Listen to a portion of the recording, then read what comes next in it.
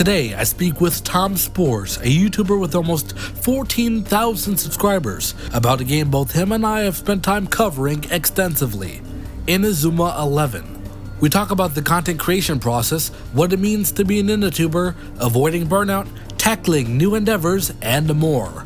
All of that and more next on The Core Idea.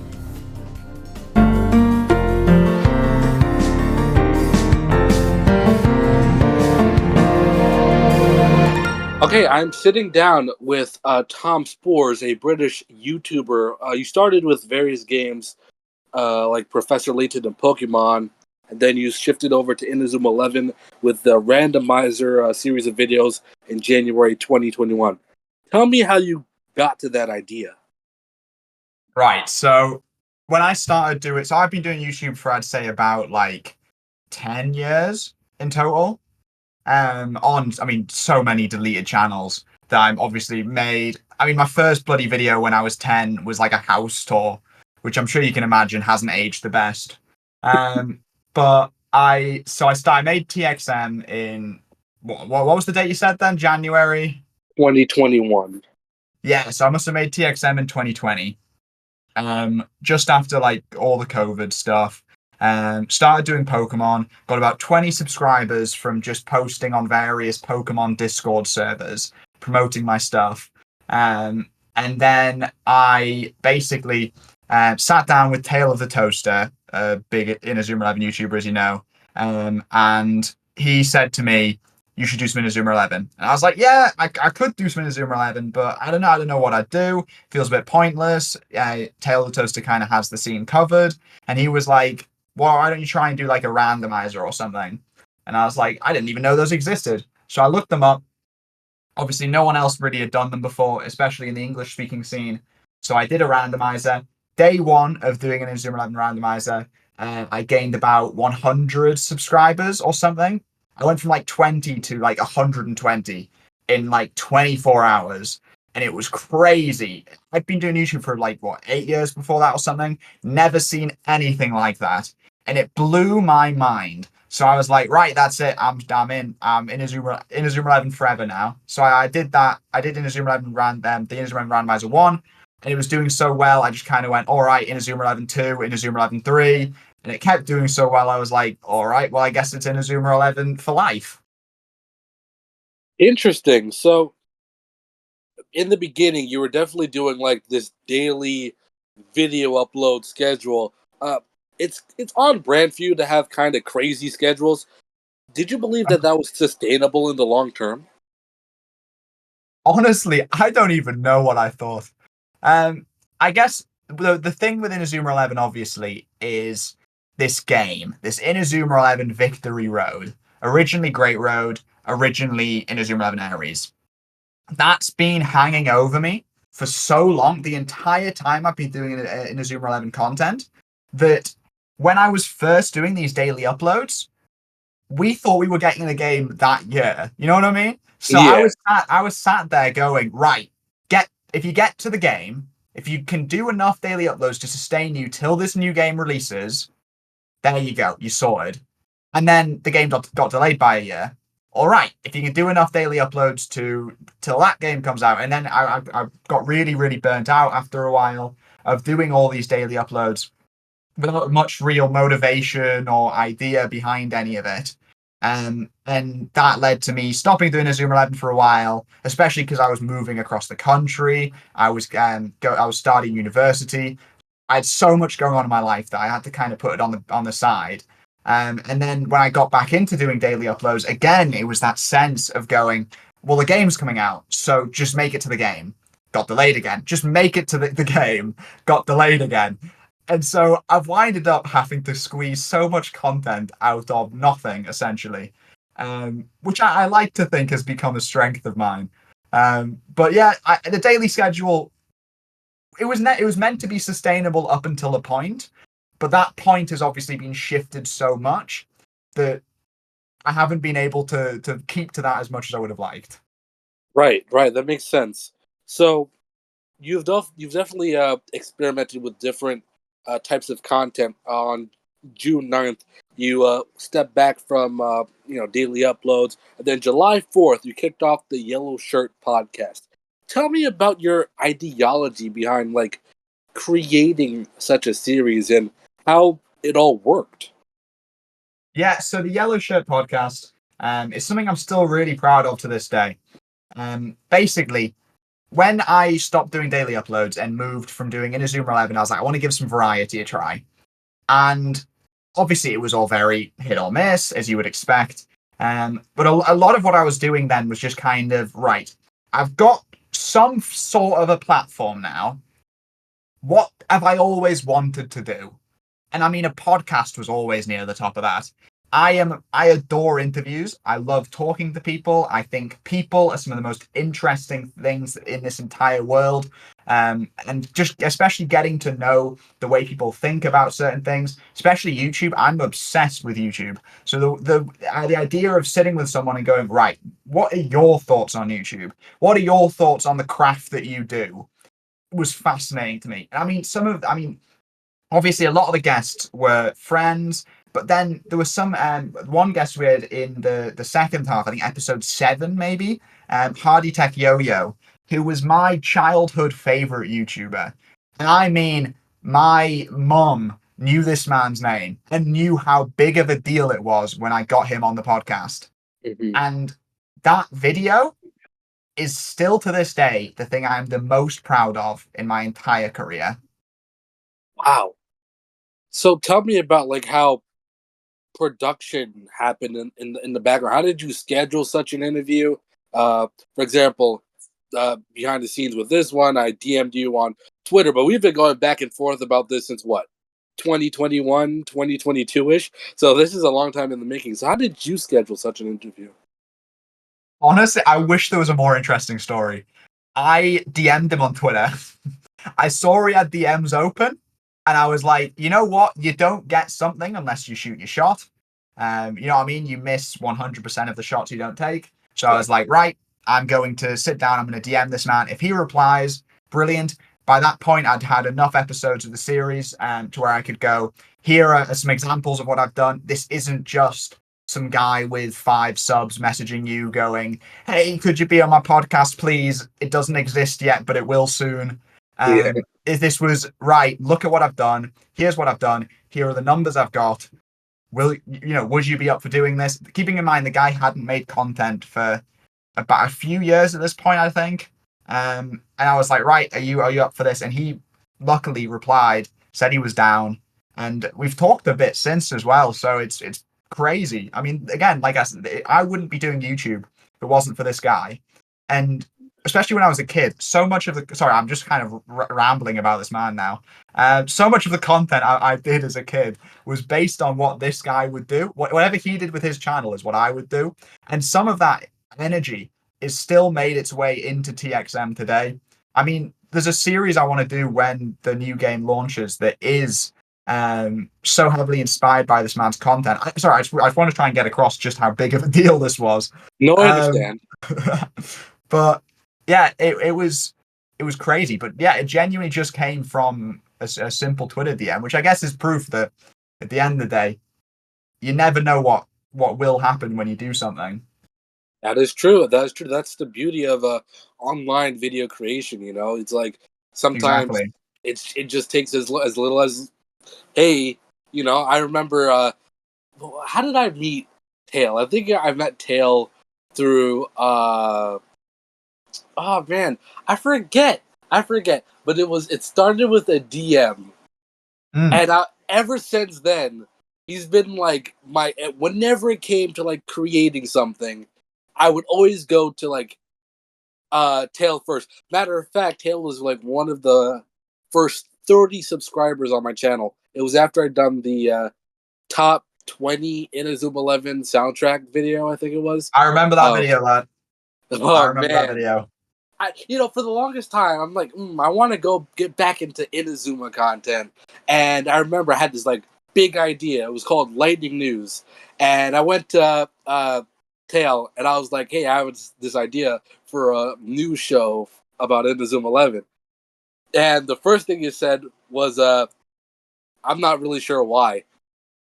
No, I'm not quoting like word by word, but because at the same time, and I think what we ended up learning later on was that like people like you, people like Bazum, you guys get news like instantly. I don't know, it's absolutely mad. See, Like, but so much of that, and this is what obviously I'd say my channel's biggest strength is the ability to report news the second that comes out. right.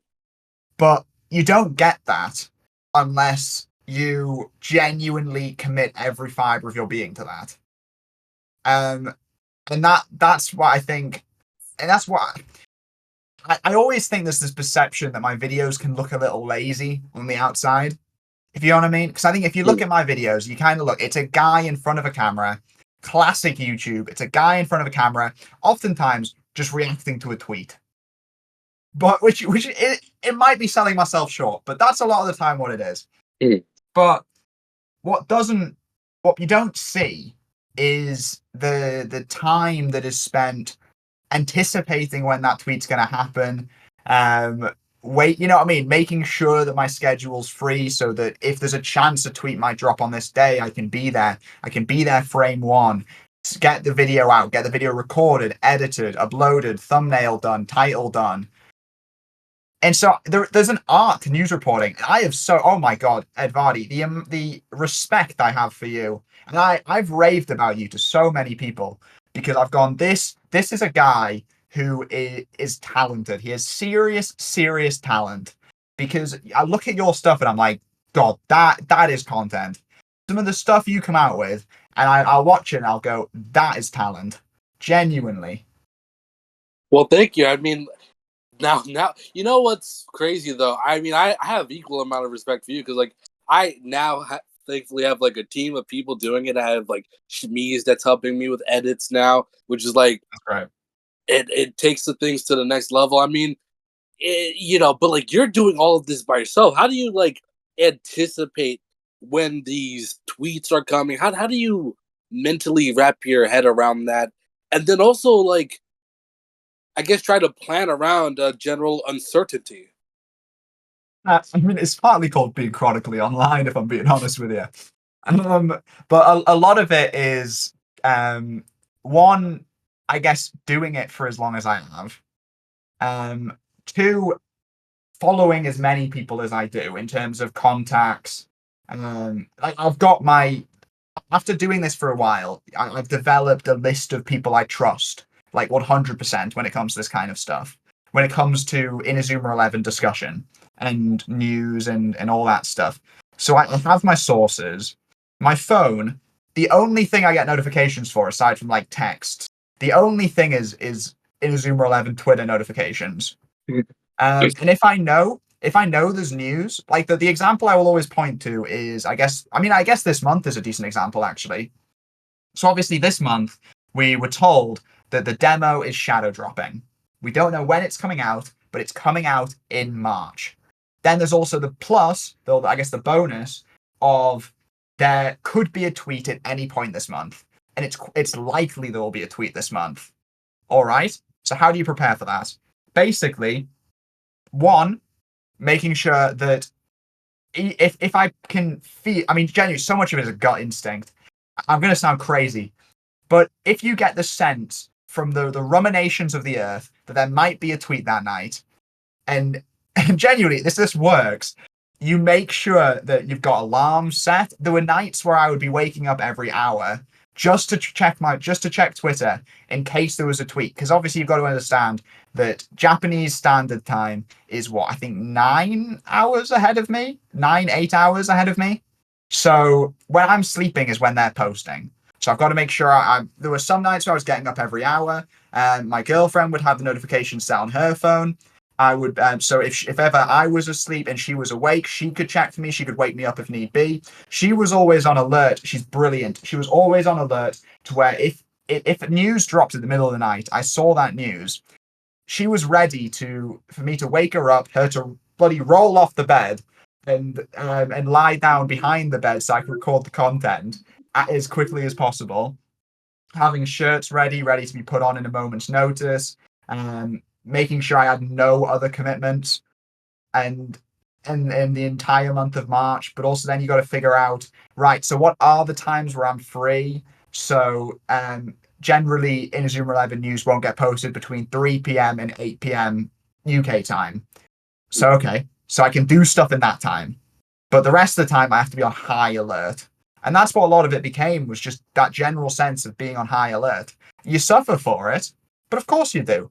You absolutely suffer for it. But it's that end result. Because I adore the fact that I can say that TXM posts content before everyone else gets there. That's what I live for. You know what I mean? That's what I live for, is being able, the satisfaction of being able to do that. And I don't think that the channel would be anywhere near what it is today. You know what I mean? If I couldn't ensure I could give it that full commitment. I mean, bloody Tokyo Game Show, full shows every night in Japanese times. My sleep schedule, I was going to sleep at 7 p.m., waking up at 2 a.m. so I could record this reaction all weekend. It was dreadful, but the views made up for it.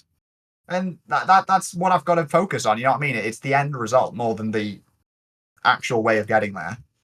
Right, and it's a thing in this industry where it's like with journalism, it's like the first person to get the source.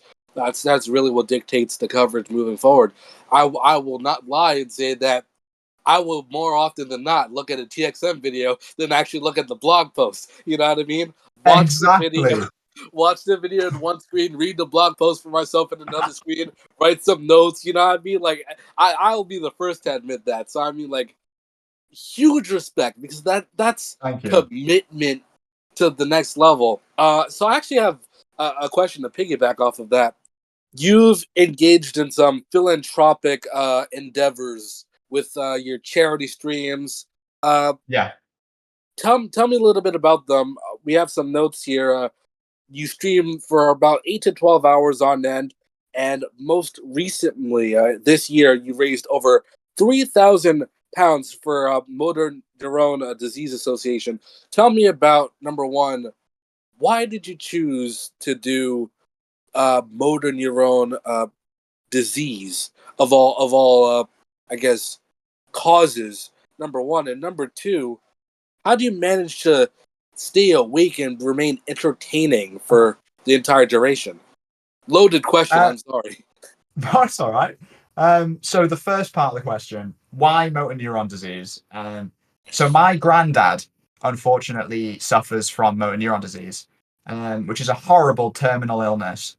And that has been one of the hardest things for me, especially because I live about 4 hours away from my granddad, as a result of moving for university, which I'm sure to an American sounds like nothing. I'm sure that's what you do in a weekend.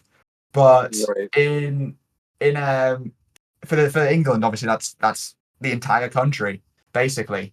So that was huge for me in terms of choosing motor neuron disease. In fact, there wasn't another charity that even came to mind. Once my granddad got diagnosed, and once I obviously got to see firsthand just how awful the disease actually is, and not just how it was affecting my granddad, who has unfortunately lost his ability to speak, he's losing his ability to move, but also seeing how it was affecting my grandma, who was struggling to care for him, seeing how it's affecting my mum, who is his daughter, and just everyone in my family. I knew that raising any kind of money for a charity that can make people going through that, make their lives easier, that to me, it's so important. And I'm so happy I did it. Like, being able to ring my grandma after the fact and hear her talk to me about it and hear her tell me how happy she was. And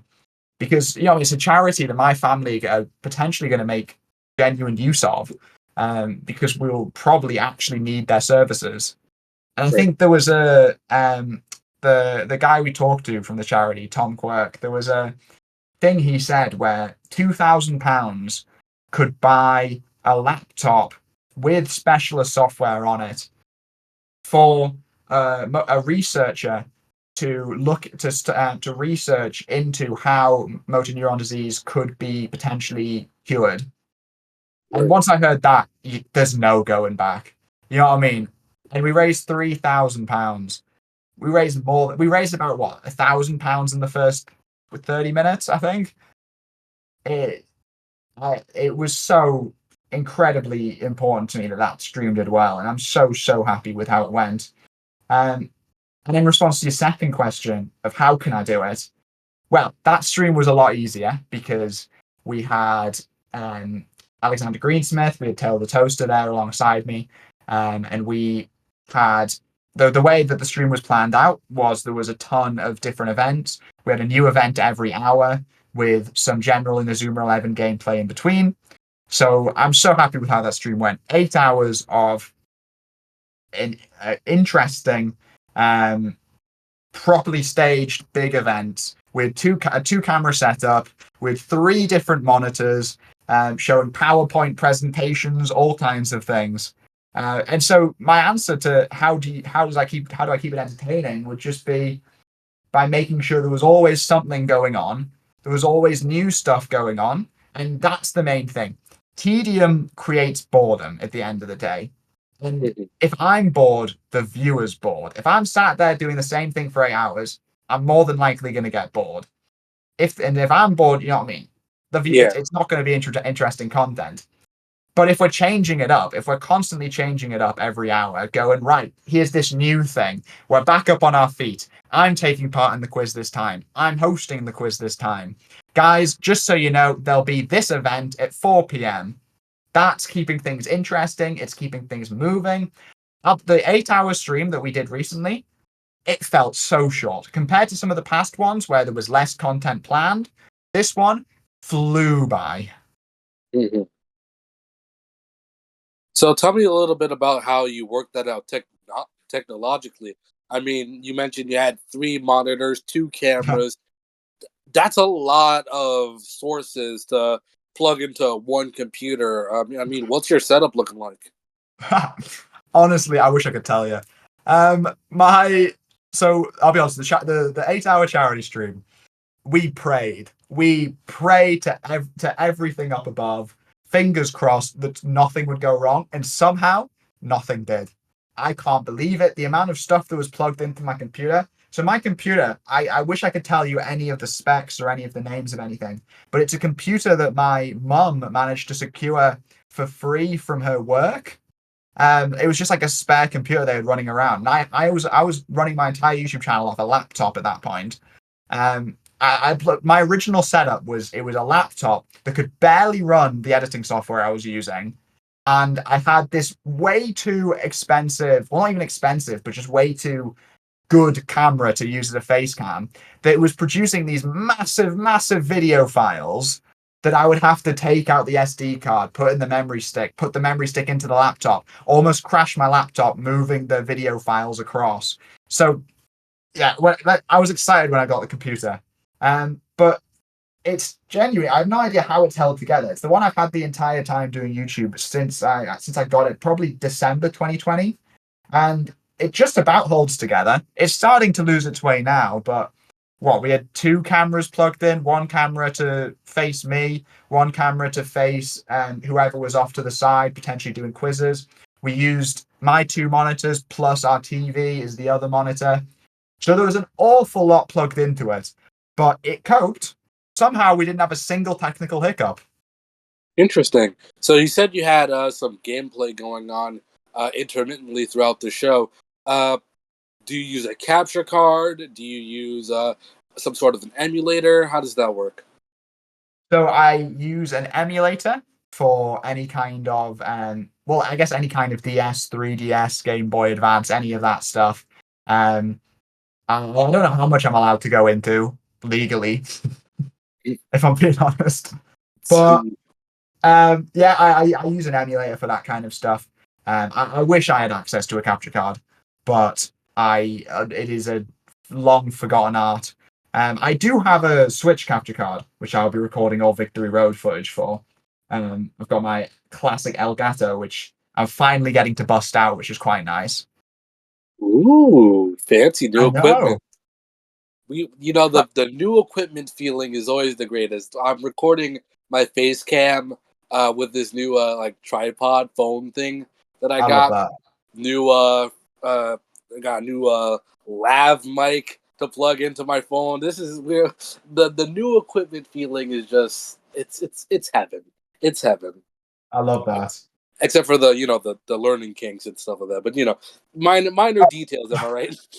I'm convinced that I'm going to plug this in, start Victory Road episode 1, start recording that, and the entire thing just crashes. I'm convinced.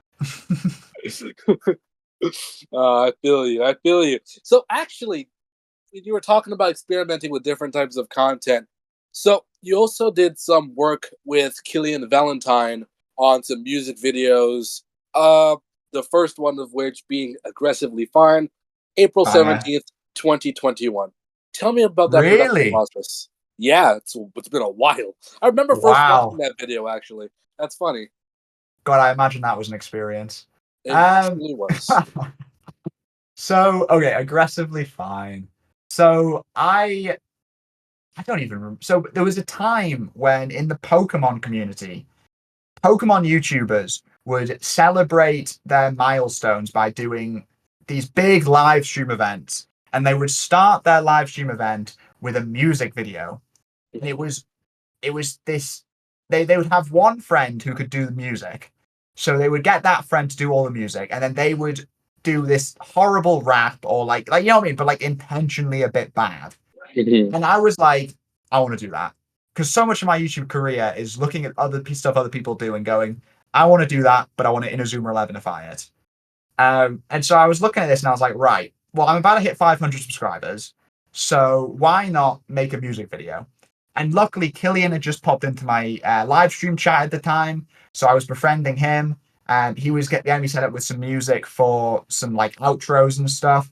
So I was like, right, Killian, could you help me make this into like make a song, make a music video? And over the course of I think like a week, we powered through making this song. And yeah, produced Aggressively Fine, which, let's be honest, it is a song. Yeah, I mean it does a good job of being a song. There is music in it and also lyrics. I will say though, the production quality is actually like really, really good. I mean, comparatively to a lot of the for your size at the time, and compared to like a lot of the bigger YouTubers that I had seen at the time doing like similar endeavors, yours had a good production quality to it. How did Killian's a you record genius, it? man. Killian is a Absolutely. genius. He's ridiculous. I mean, you listen to any of the albums he's making nowadays, and the production is ridiculous. He's fantastic. I wish I could tell you anything about the production side of things. What I did was I basically sent him ideas of lyrics. He went, change this. I recorded myself saying them, and then he did the rest. Um, I agree with you. The production quality is actually really nice, and he smashed it out the park. I wish I could say the same for my vocals. I mean, we all got to start somewhere. I mean, one of the songs that I really like that both of you worked on was "Blue" from your Yeah, short film "Alone." I really, really like that. I mean, your little opening segment where you were talking about how you could always depend on Blue. I mean, first of all, tell me a bit of who this Blue character is. Is he actually a stuffed animal that you had since I think the lyrics say 2003? yeah, yes, yes. So Blue is the teddy bear I've had since the day I was born, 2003, and I I genuinely, when I was making Alone, I was thinking about the things that mean a lot to me, and like the things that I've used as a way of coping with loneliness, because obviously Alone was all about loneliness, which was a big thing at the time because of the pandemic, especially the age I was. It was the age where everyone was going around like first love, all that kind of stuff. And the pandemic kind of shut a lot of that down.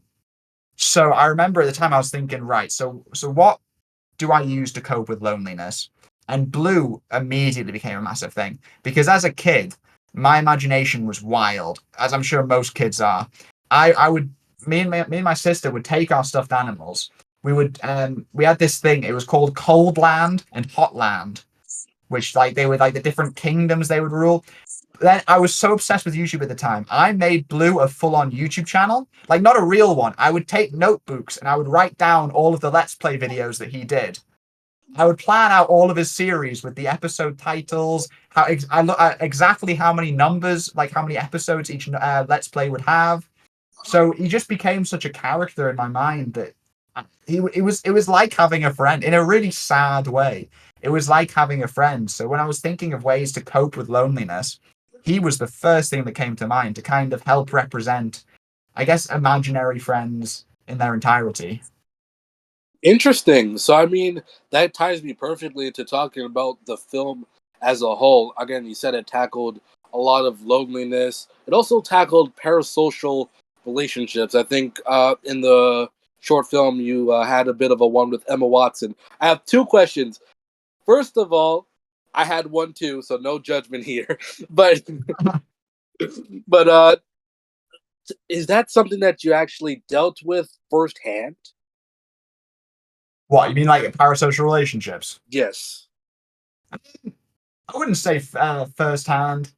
I mean, obviously, growing up as a YouTube kid who was obsessed with YouTube, I found myself obviously putting a lot of my heroes were all YouTubers as kids. All of my heroes were this YouTuber, that YouTuber, that YouTuber.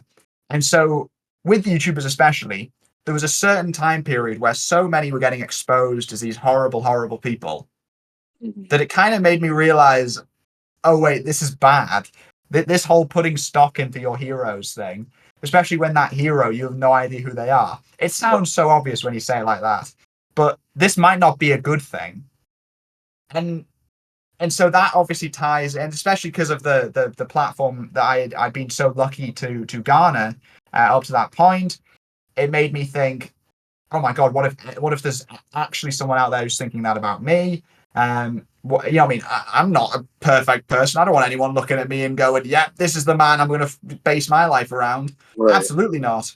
Um, and and especially because of what the short film tackles, loneliness, this feeling that you'll never be loved, and so you have to project that love onto someone else, onto this idea of a person who doesn't exist. It just tied really well with this idea of parasocial relationships, the admiration that we have for people who obviously don't even know we exist and we don't actually even know. We build up these ideas, these deities, these wonderful images of people who aren't actually real because everything they give us is this super manufactured projection, this super manufactured, like chiseled statue of who they actually are.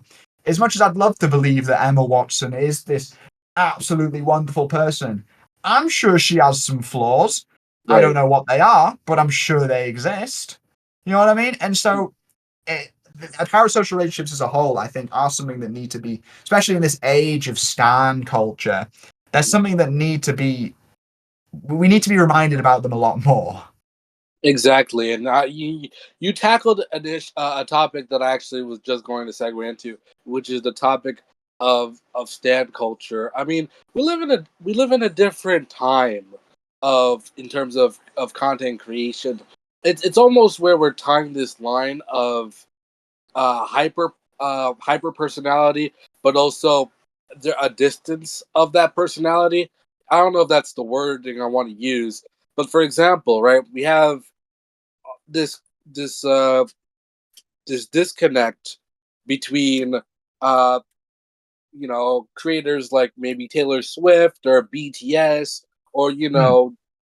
stuff like that, or this less personalized uh content feed that we're getting with TikTok, where you can't really name it. It was actually featured in an episode of Game Theory where you don't actually remember who you're scrolling past. You might remember one or two, like I don't know, Carter PCs or someone or another, but you don't really know who that guy is that you're scrolling past. You're just scrolling past. So, I mean, I guess what my next question would be is, where do you think you would want to place yourself strategically in this I guess media landscape? Do you want to be that person that is overly a personality where people are, I guess, not adoring you, but I guess that's the word you would have to use. Or with Hmm. the the content scrolling thing, would you rather just be someone that people enjoy your content, but they're not actually loyal fans, but they'll still keep coming back as long as that feed keeps recommending your content. So I definitely think that one of the perks of doing the kind of content I do, of Inazuma 11, especially in this era where the content I make is so news focused, I like to think that more so people come to my content for the news, for the game, more so than they do because of any kind of admiration for me. I'd like to hope. I like to think that my channel can be seen as, it was like what you were saying earlier. I like to think that you come to TXM for the latest Inazuma 11 news. I mean, I like to think I can provide that to people. So I more like to think of my content as providing a service. And if I make you laugh along the way, then that's my job done. Um, Live streams, I think, are an interesting one with this because live streams create kind of automatically that sense of knowing someone Right. and that sense of someone being your friend. Because a live stream's a lot like hanging out with someone. You know what I mean? You sat there, you're talking to them, especially through the chat.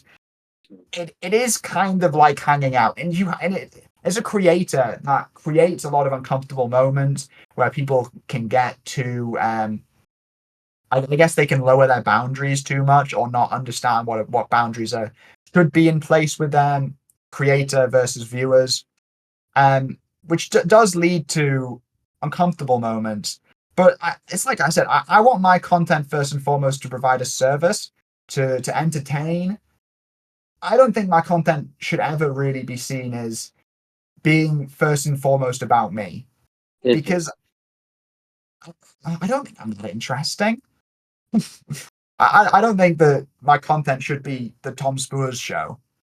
I think my content should be look at this cool Inazuma 11 gameplay, or look at this funny Inazuma 11 gameplay, or look at this Inazuma 11 news.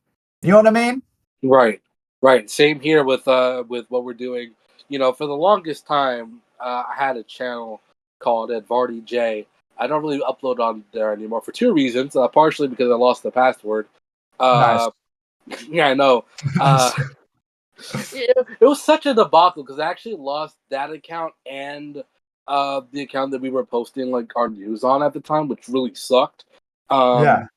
but we were doing like I was just I by that point I was like I really want to go all in with this team type content where I don't want my name to be connected to this because it's not just me that's doing it, and Yeah.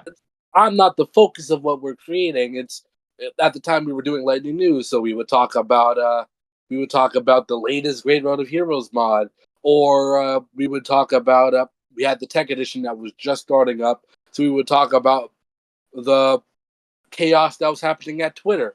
Hmm. It was a lot of a balancing act between is this me? Do I want to put out this stuff? Would I be proud of it, or should it be something we all should be proud of?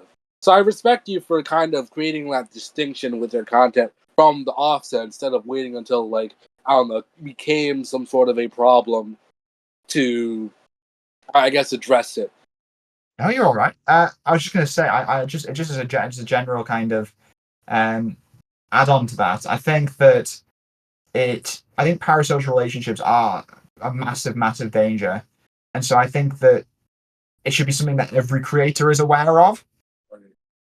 And so I think that especially making sure there's that boundary between creator and viewer, I think is so, so important. Um, you know what I mean? And I think that some people toe that line with stuff like, I love you, you're all friends. You know what I mean? Like you're kind of Yeah. inviting some sense of people creating that kind of bond. And so I do think it's something that more people should be aware of. And that is partly what I wanted to do with Alone. Obviously, my reach only extends so far, but I wanted it to be that, you watch that and you go, yeah, maybe this is a bit weird.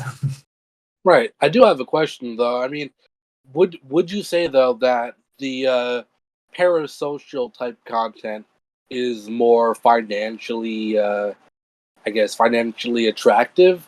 I mean, what is your stance on that? Because I mean, you see online with a lot of influencers, they make themselves and this connection that they have with their audience almost a focal point uh, of I guess their financial situation. I'm not sure if I'm putting that together correctly, but hopefully you understand what I'm trying to say here. I think I get what you mean. Yeah.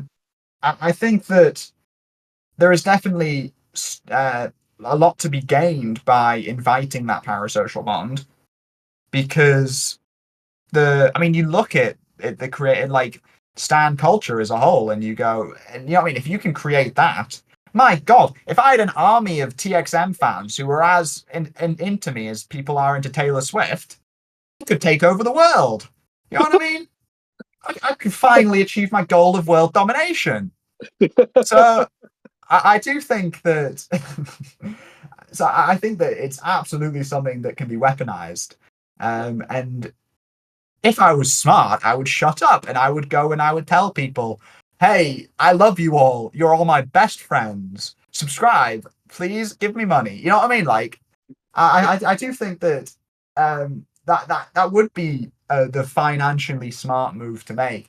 But I can't sit here and go, yeah, I'm okay with that, no matter how much financial sense it would make. Right. I would, I wish that YouTube paid my bills, but I'm not going to do something that I don't agree with to push myself to that. You know what I mean? To get it to that point. If it gets to that point organically, it gets to that point organically. I'm not going to indulge in stuff I find to be weird or stuff I find to be um, creepy or I don't agree with just to get to that point. After the break, we'll talk to Tom about his takes on the Victory Road, some of the delays that have been going on, and more. All of that next on The Core Idea. So don't go anywhere.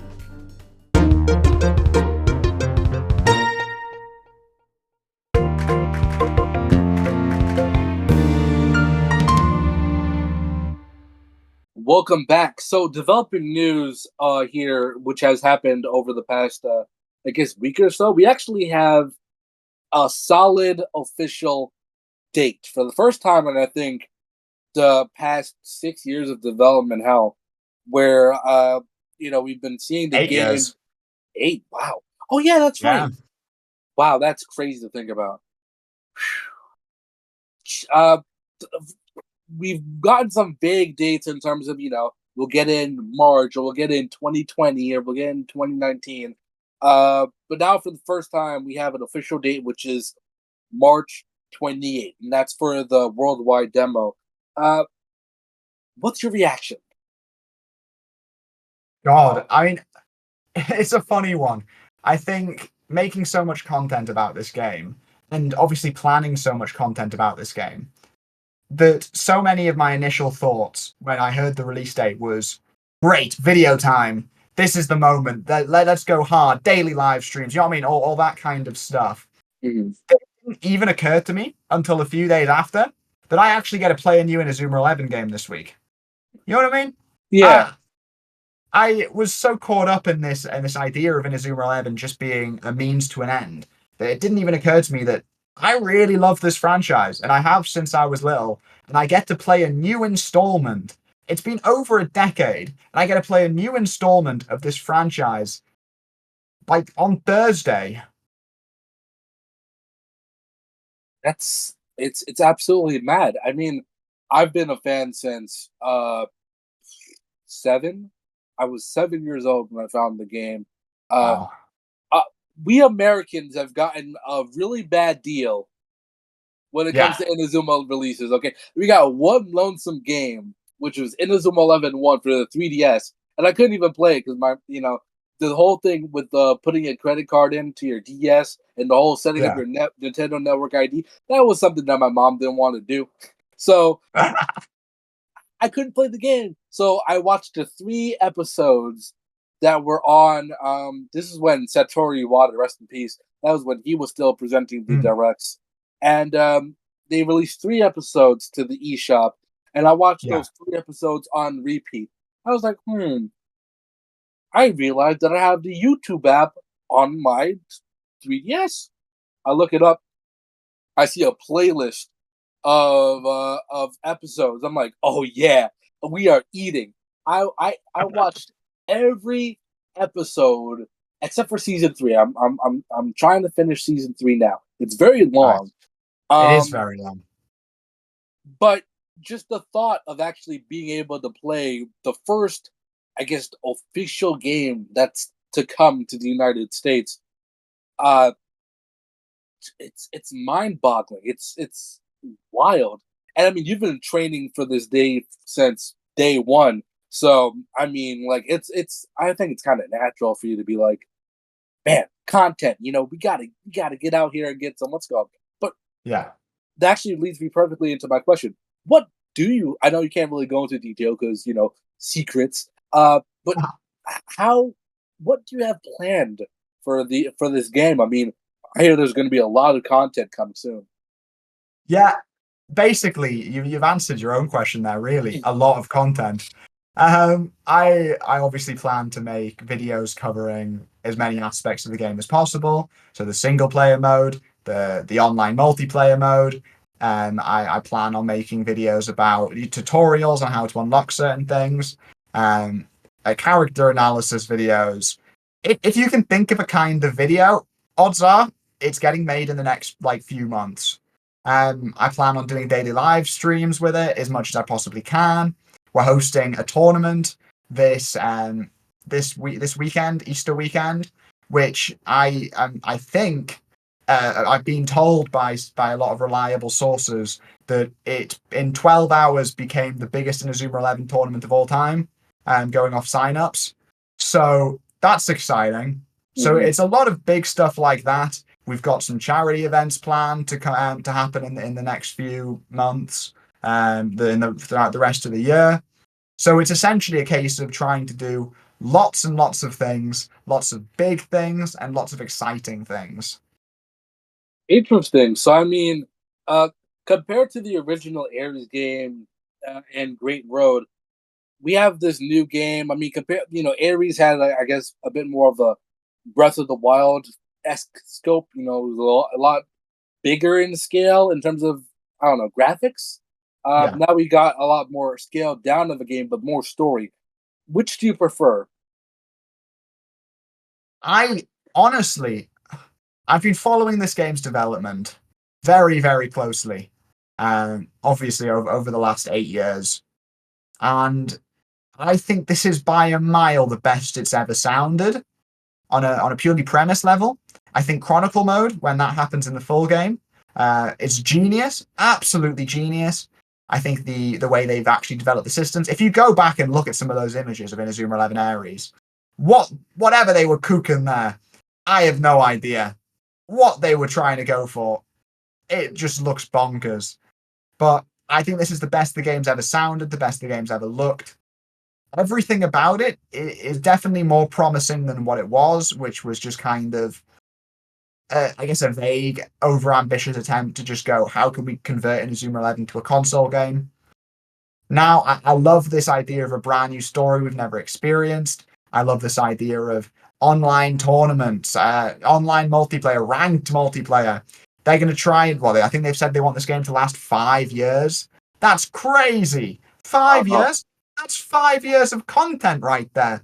He's keeping me employed. That's brilliant. So genuinely, I think that they've kind of nailed it, which is really, really nice to be able to say. so that excuse me, one sec. Yeah, I mean, this is a really interesting, I guess, evolution of the game. I mean, we're getting a new protagonist, Sasaname Unme.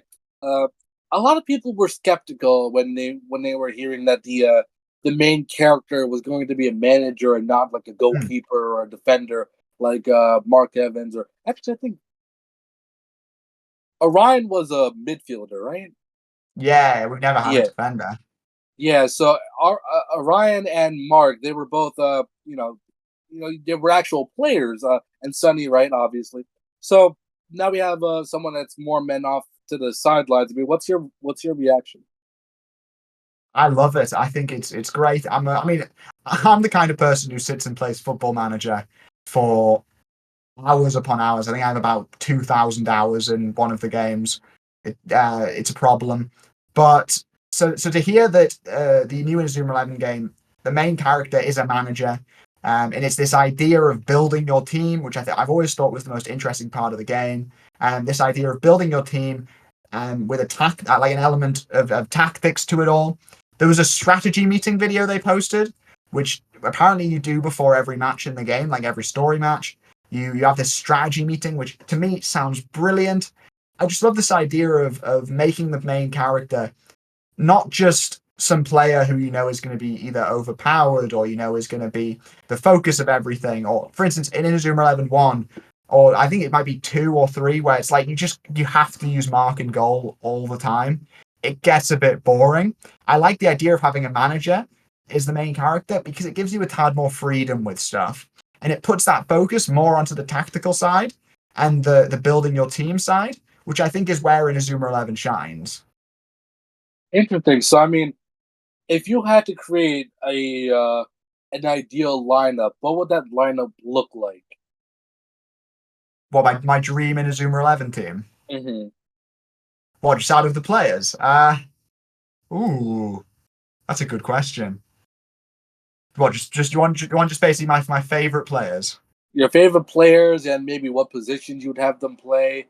Okay, so goalkeeper, I'm gonna put Liu Bei, the ancient, historic, real life Chinese emperor, I think, or Chinese general who's in Chrono Stones. Just always loved the way they designed him. I always thought it was brilliant. I love his personality in Chrono Stones. Defense, I think you've got to go. Ooh, Archer Hawkins, my favorite character. Duke guy. Duke guy.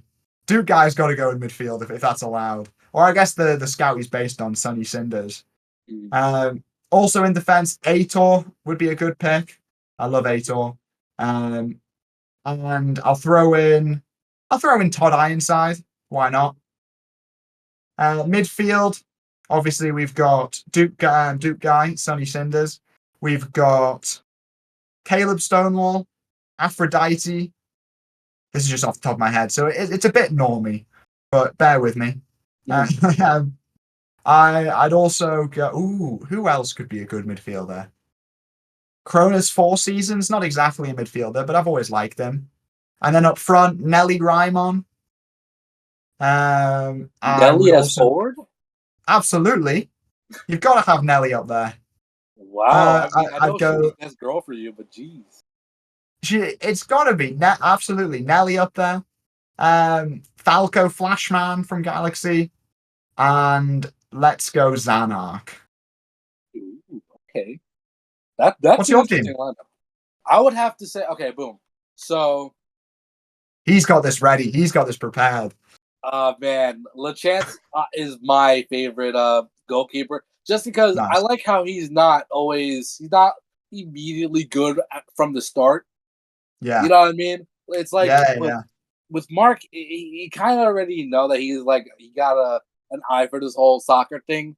With LeChance, he kind of falls on his face a lot more. He's still kind of finding his footing, and he looks up to Evans, but he also wants to find his own style of doing things. So got Moog in the hand and junk like that. I like that. Nice. We're talking defense. Got to go with JP. JP is my man. JP. I respect this. JP is that friend that you can always count on. Okay, JP was there from the beginning. Okay, he, all the people were ditching Orion like he was like nobody business calling him like a traitor from like fifth. No, not him. They were calling like what's his name in English? A Srugi. I don't know. I forgot what his name. Oh, is Victor Blade. There we go. Yeah. Then we call him what's this called? A seed from Fifth Sector and all this stuff, which he was. Yeah. But like JP has like this blind belief almost in everyone, and the thing is, he's not like this totally like optimistic character. Like you get that sense from like Mark and Orion, where for the most part nothing makes them sad except for football. For the most Yeah. part, but you see Yeah, yeah. JP, it's like it's a lot more complicated with him, and I like that. That's You the can best argument I've heard for JP. it's hard to argue with him otherwise. He's not really the best in other regards. But you know you got to respect the spirit. You know you got to respect the spirit. Absolutely.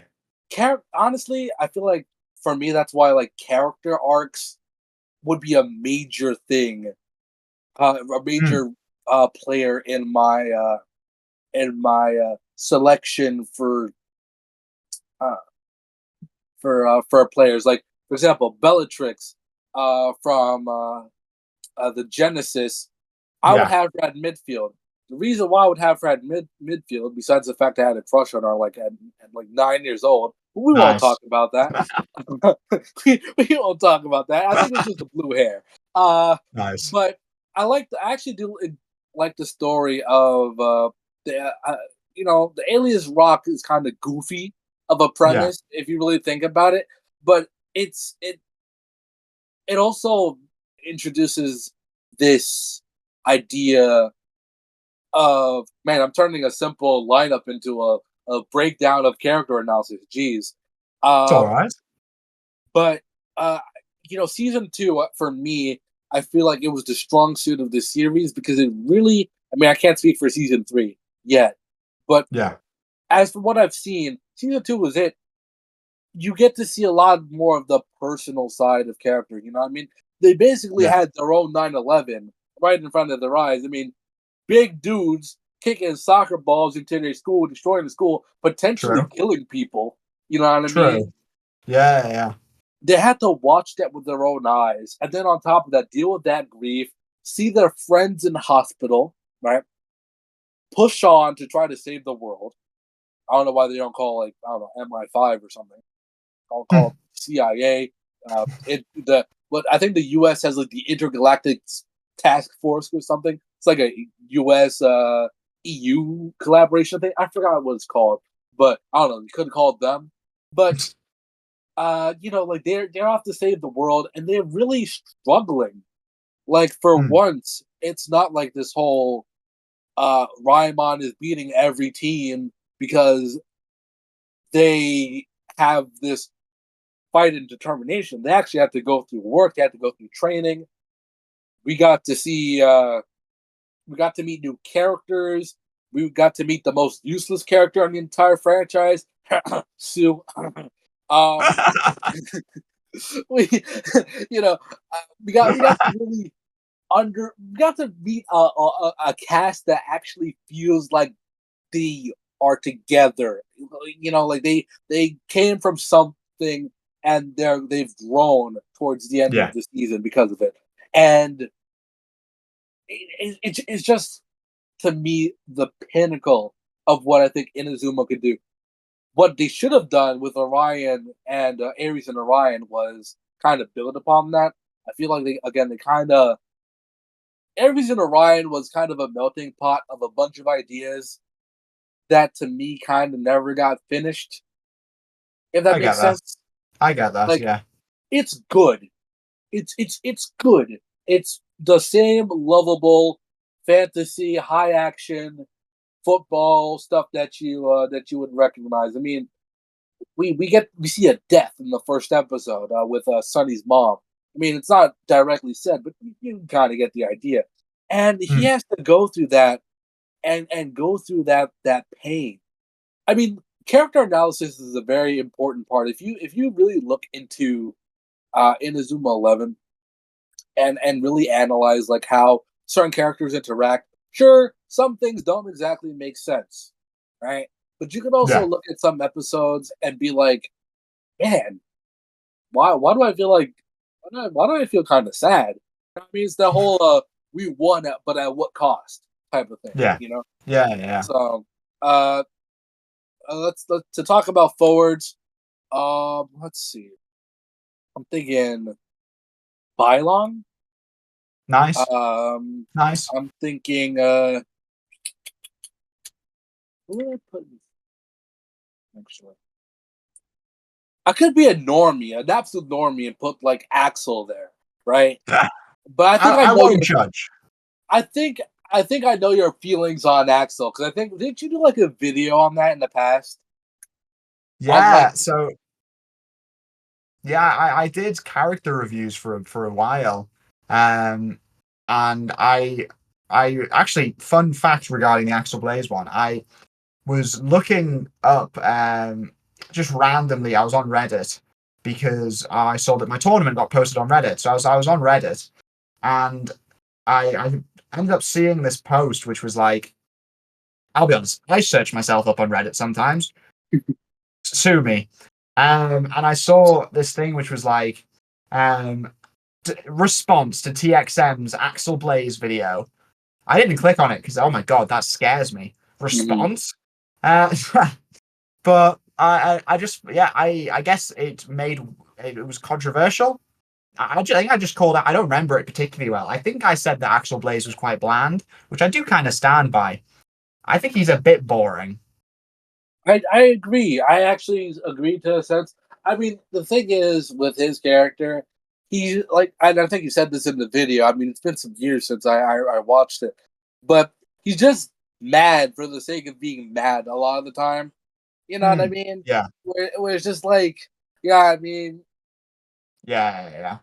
there was this one parody video. There's like, I'm gonna walk off into the distance like a complete badass. Like, you know what I mean? Yeah. Like that's just his whole thing. He's like this rebel character. I think if we're looking for a more a better written, I think Axel got more better in season two.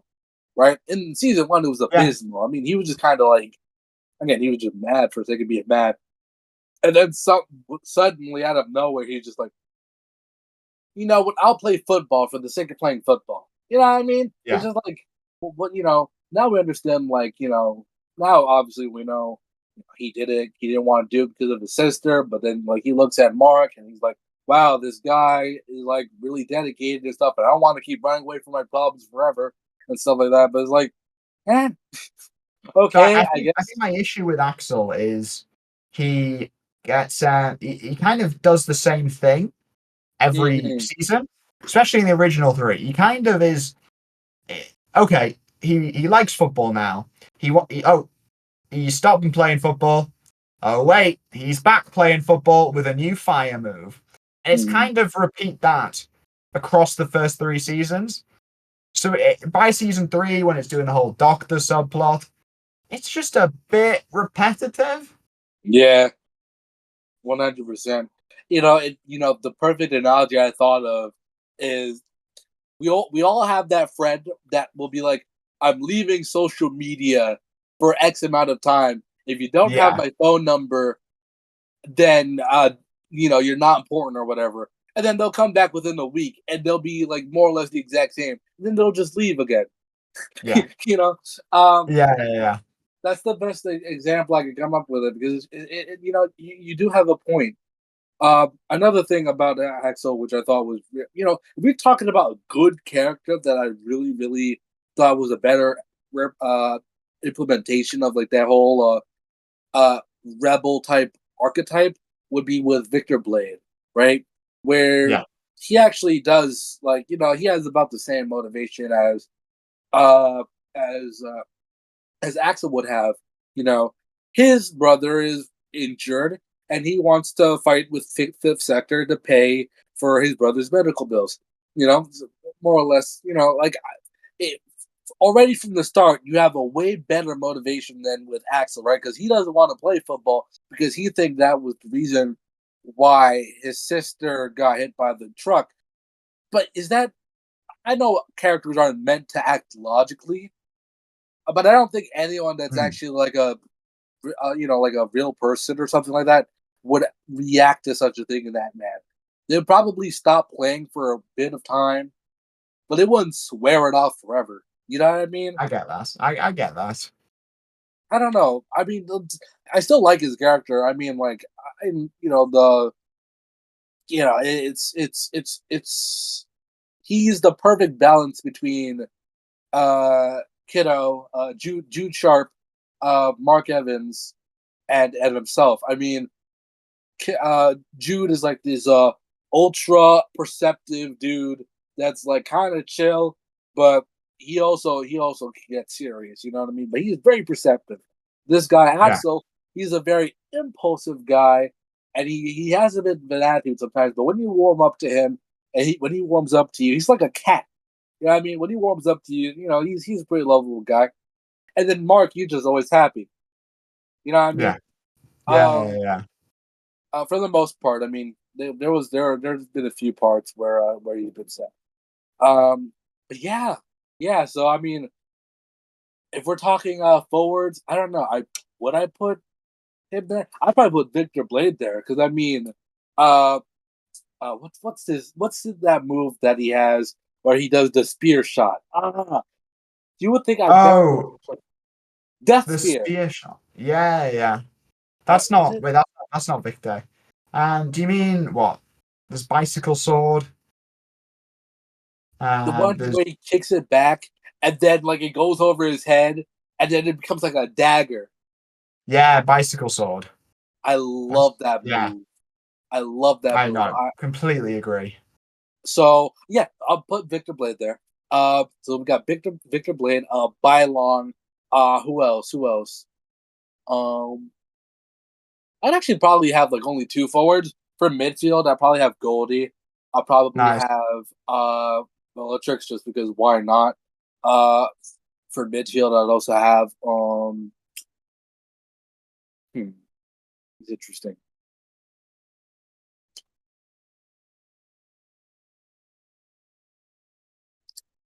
Nathan.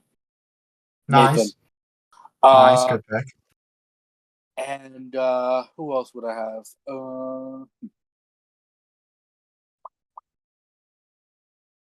This is a hard one because I gotta have four in the midfield because I gotta have two. Hmm.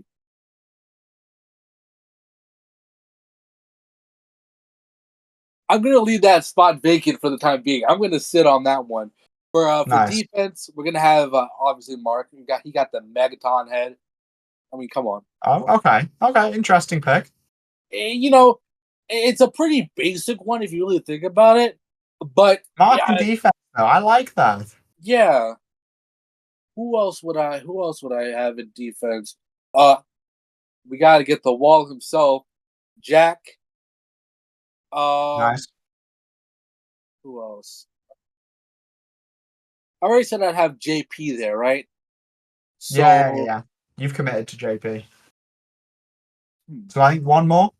I think I need one more. Who else would I have in defense?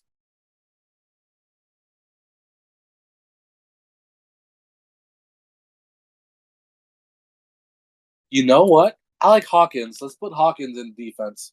There we go. Good Yeah, pick. yeah. So that's my.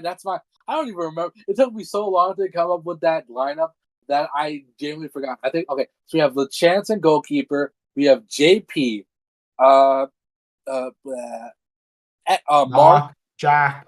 Jack, and Archer Hawkins. In Nice. midfield, we have Goldie, Bellatrix, um, Nathan. Nathan, and then in forward we have uh, uh, Victor. Victor Byron. and Bylon. There we go. Thank you for being my second brain because my memory is terrible. You're all Um, right, lad. but yeah, that's my lineup. I I, like I'm it. Good team.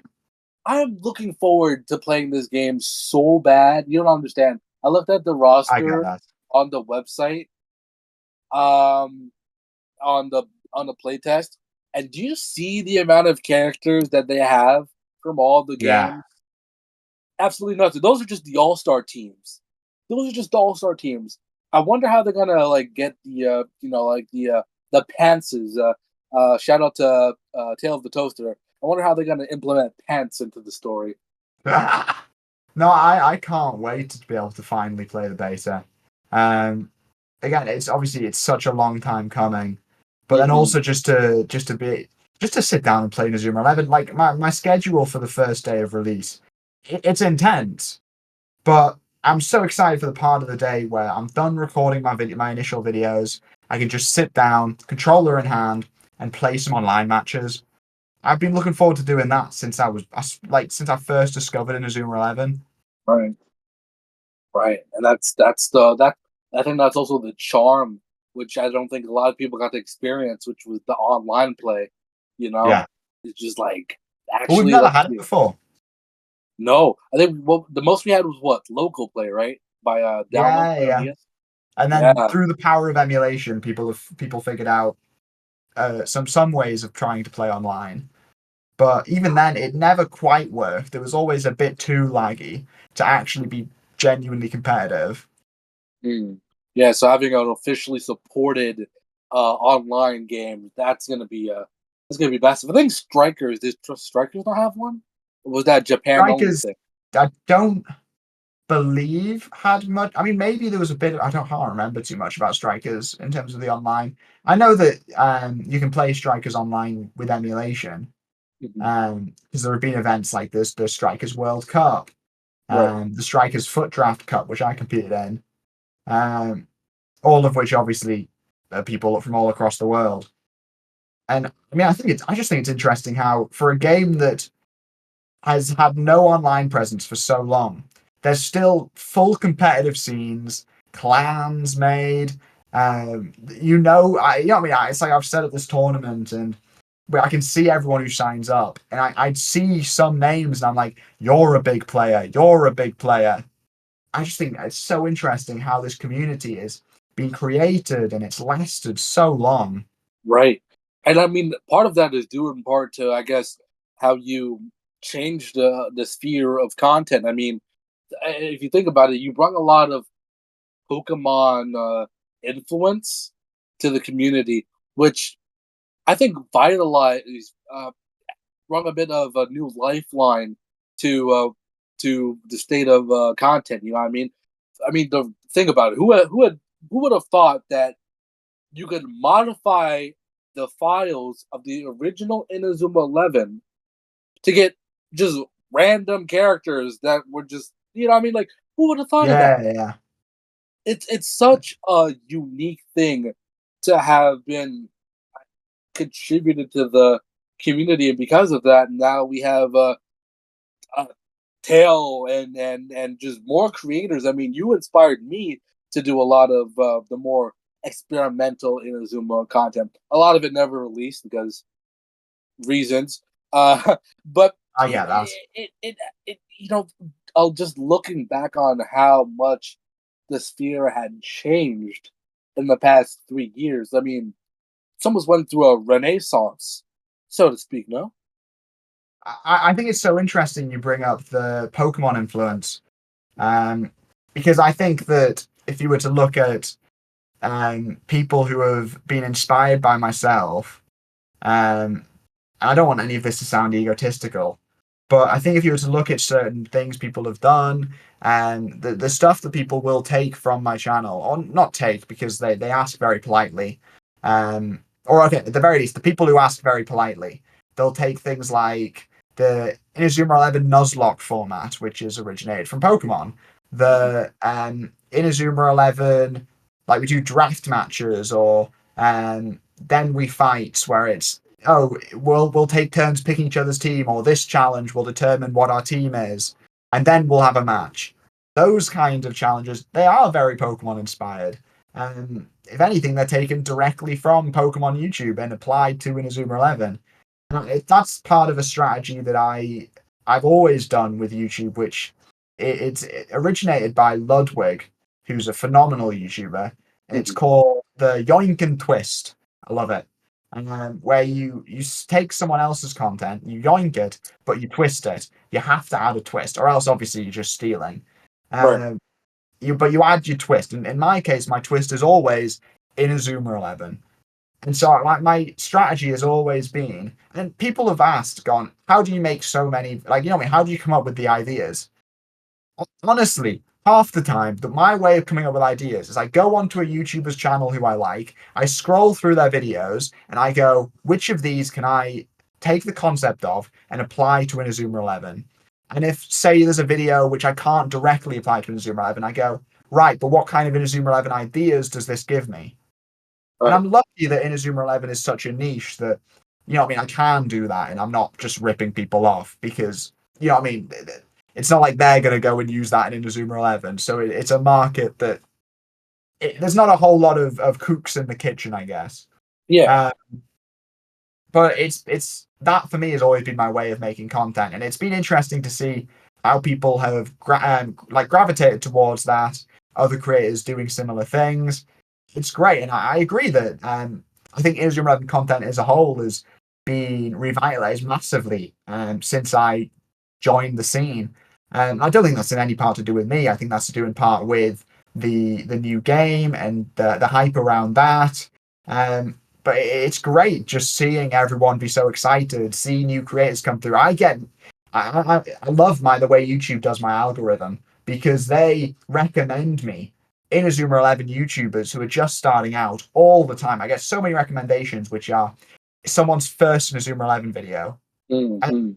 it's great being able to watch that and go and see someone trying to start their journey. It's brilliant. And there's been some great YouTubers who I've seen who have either reached out to me for help and I've been able to give them some advice or been able to involve them in projects. And I hope I get this right. NoSaka1160, I think that's the username. The numbers always confuse me. Wonderful guy, such a lovely guy. Reached out to me for some advice starting his YouTube channel. We had a lovely talk about it. I always see his videos pop up. He does lots of lots of let's plays, and I involved him in the charity stream in the opening of the charity stream, and it's just great being able to build these connections from people like that reaching out, and that's I guess what I live for is that kind of positive influence. But so much of the growth of the community is brilliant, and I would not want to try and take credit for any of that because so much of that's down to the game, it's down to the hype, and it's down to just how passionate Inazuma 11 fans are. It's ridiculous. Right, and you know that's a you make a very good point. I mean, also we have the modding scene, which almost seen uh, again also a resurgence in like Yeah, 2022. You had the Great Road of Heroes mod. You had Inazuma 11 Origins by Adri Silver. Um, just so many great mods that were just like popping up left and right. I mean, there was a mm, uh, I think you covered it.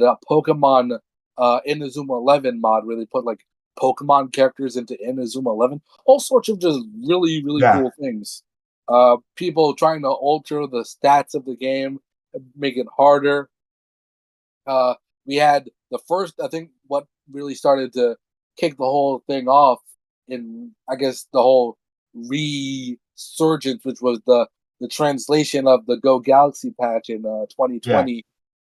Just so many lovely projects where people are just bringing their own spin to the medium, and that's where I think if level five really, you know, level five has put themselves in a good position where they could really really take user feedback from this beta and add more characters or more elements to the game and make it just like they said, 5 years. That's a lot of time for people. You got the new ambassador and stuff. To listen to the people who are mm, playing these games and say, hey, I like that idea. We like this idea. We'll get the bright side is they get a better game, we get a better product, and everyone's happy. yeah. So that's I really do the effect of creators and just regular gamers on the industry. I mean, it's an industry for a reason. We have the power to change and shape an entire landscape of a franchise. I mean, there's a reason why Phoenix Wright, Ace Attorney. We haven't really gotten a new game since 2016. We keep getting hit with re-releases, but because the fandom is so active and cares a lot about the game, you know, well, I see people still talking about bringing back Dick Gumshoe, the detective, uh, and he hasn't been in the game since 2011. what was that? Yeah. Ace Attorney Investigations. So yeah, I mean, you know, we have a lot of power. So that's actually it brings me into the next top English, man. You're right, lad. It brings me perfectly into the next topic of just where do you see Inazuma 11, the game, the franchise, the anime? Where do you see it going in the next 5, 10, 20 years? Mm. So it's a tough one. I I don't want to sound pessimistic. I do think Victory Road will probably be the last one, or at least the last major title. Maybe we get a spin-off. Um, I do think there will be an anime of Victory Road. It just feels like they would. I can't imagine they don't go out without some kind of bang. But at the same time, I think Victory Road gets a re-release on Switch 2 whenever that happens. And I think that it does last 5 years because I think the community pushes it there. I don't think in 10 years Inazuma 11 will be still having new games and new stuff. I just can't see it happening. You know what I mean? I don't. Maybe I'm being pessimistic, maybe, but my expectation is that Victory Road is a last hurrah. We get 5 more. We get 5 years of tournaments of all kinds of stuff, before it kind starts to peter out. But and genuinely, I think the fandom keeps it alive. Kind of what you were talking about there. I think that Victory Road will remain a bit of a cult hit until the servers go down. Mhm. And then I think once the servers go down is when potentially Inazuma 11 might struggle. But I like to think that the amount of passionate fans will keep the series alive forever in some form. Right, right. Uh, so how do you feel? How do you think a potential Victory Road anime would how would that work? Well, I guess it would follow Unmei and Nagumahara as a whole. I guess it would just be essentially whatever the story mode is turned into an anime. Whether or not they then follow that up with Inazuma Japan and all that stuff, who knows? But I imagine it would just be a case of the story mode, um, yeah, made into an anime, much like the rest of the seasons have been, aside from Aries and Orion. Do you think that perhaps they would recycle some of the characters from Ares and Orion to be into this into this new anime? I mean, because we technically the characters don't exist in the main timeline. So Hmm. would they continue this alternate timeline by pretending the alien thing never happened, pretending the FFI arc never happened, and going down this path where we have Sunny Wright, we have the whole gang of Inakuni Raimon. Then would may come along? How would that work? I Just think one. it'll be more along the line. I mean, I guess if we were to get any Aries Orion characters, I reckon it would be some quick cameos here and there, like visual Easter eggs more than anything. I can't imagine we'd get like full on Sunny Wright running around.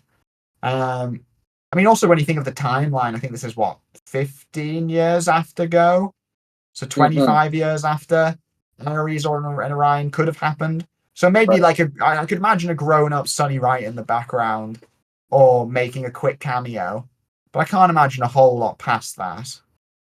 Interesting. I understand that. So, okay, great responses there. Hold on, my phone locked. Blah. There we go. Boom.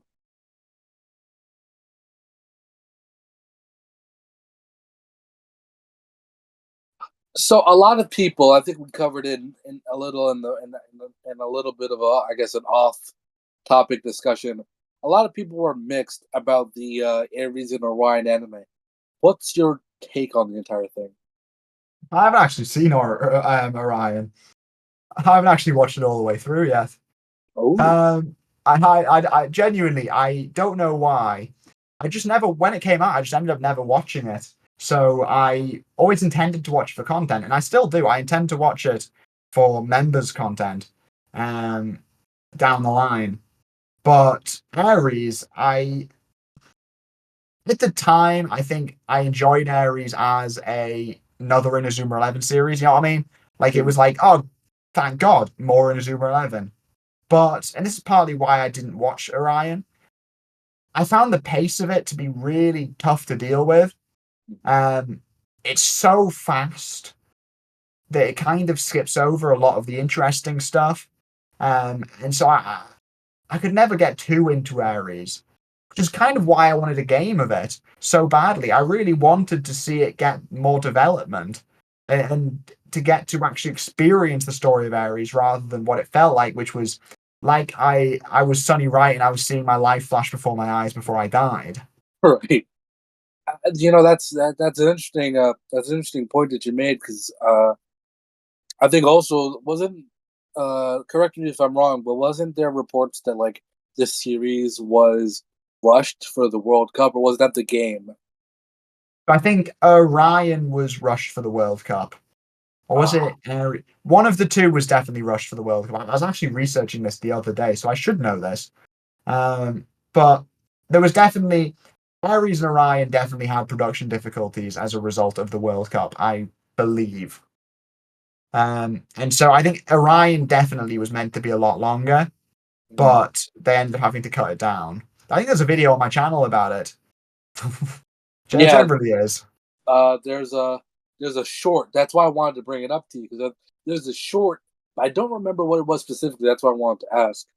Who Um, I've made so many shorts, but I couldn't even begin to tell you what half of them are about. I think listen, there's there's 1,000 videos on the channel.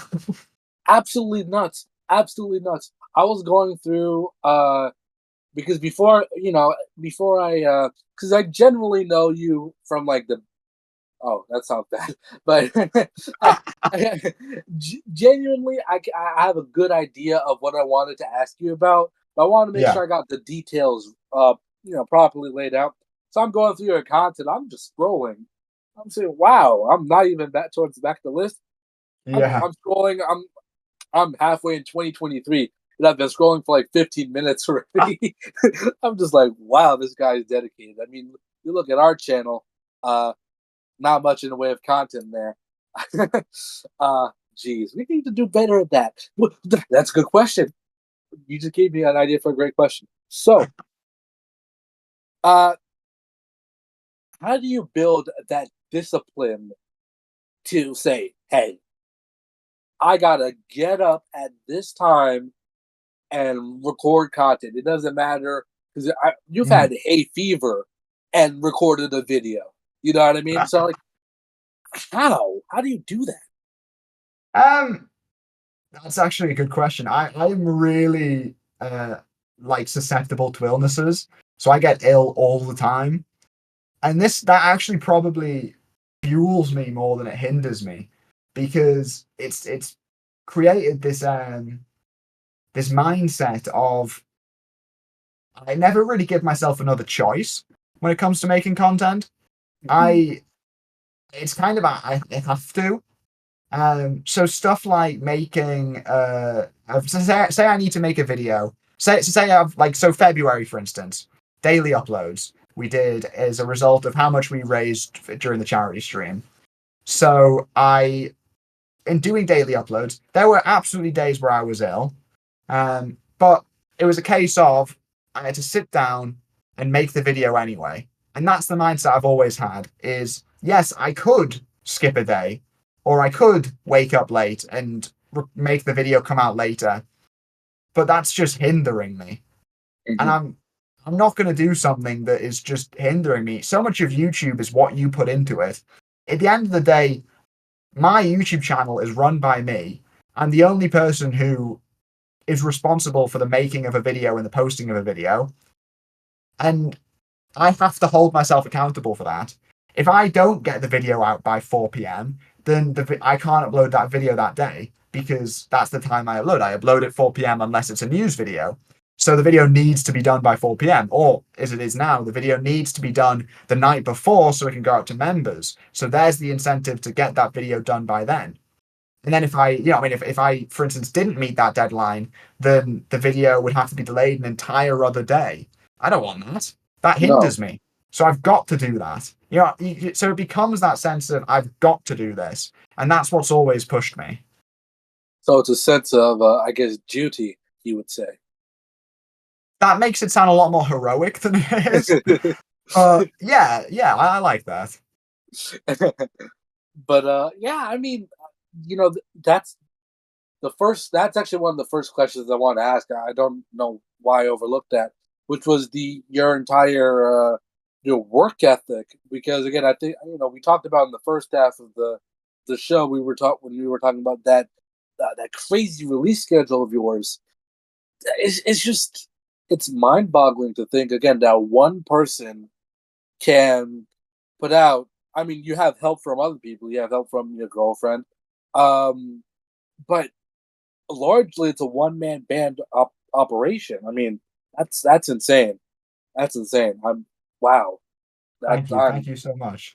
I am jealous because the funny thing about Lightning News was in the beginning I had this same this very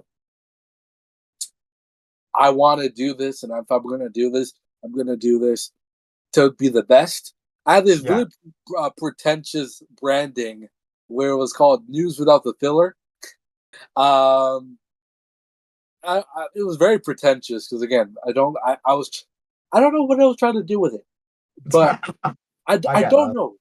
But I I was get just that. like, you know what? I'm gonna make myself look like Sky News or whatever news organization you want to pick out of a hat, Yeah. and we're gonna make ourselves look all what's it called, all pompous and cool.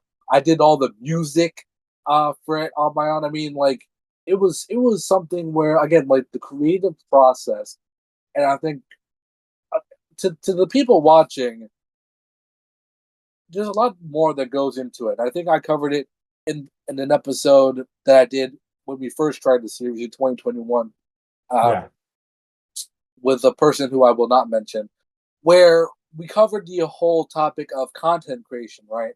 And it was something where I was talking to different creators, and we start to get in this climate. I want to get your thoughts on it. We start to get in this climate now where there's this consistent demand for content, more, more, more, more, more. They want more content, Yeah. more of the time, and you don't really get, before Steven Spielberg. There are gaps in between his genius. You know what I mean? Yeah. Like he's a genius, all but he has some flops. He has some great hits, and he has some hits that don't exactly go as well. Quentin Tarantino, same thing. You know, we people need some time to be creative, and sometimes with this new climate where streaming, you get everything on demand, you don't Mm. exactly get that. So, what's your take on that whole this whole shift in how we consume content and how that affects creators? Actually really interesting. I was talking to my friend earlier today, who is a big user of TikTok, and she was saying that one of the reasons she loves TikTok so much compared to other platforms is that sense of it's so low effort in a way that creators can put out content basically non-stop, and she can always be consuming new content from her favorite creators. While when she looks at something like YouTube or a TV show, the content is coming out a lot slower, um, which I think is interesting. And I do wonder if it's building up a bit of a lack of respect, I guess, for the amount of time it takes to make content. But at the same time, I'll focus on two pieces of advice that my dad gave to me at the beginning of making anything, and they've always stuck with me. And that's um, quantity over quality, and um, be comfortable with failure. And I think those two pieces of advice, and a YouTuber who I used to watch who said something similar to the first one, but with a bit more added to it, which is quality over quantity is something said by the rich, which I so agree with. Because I think quality over quantity is the mindset you take when you can afford quality over quantity. Right. Because at the end of the day, it's all well and good making the best YouTube videos in the biz. But if no one's watching your YouTube videos, or if no one knows who you are because your name isn't out there, it doesn't matter, Right. really. It matters obviously to you. That's why you've got to be okay with failure.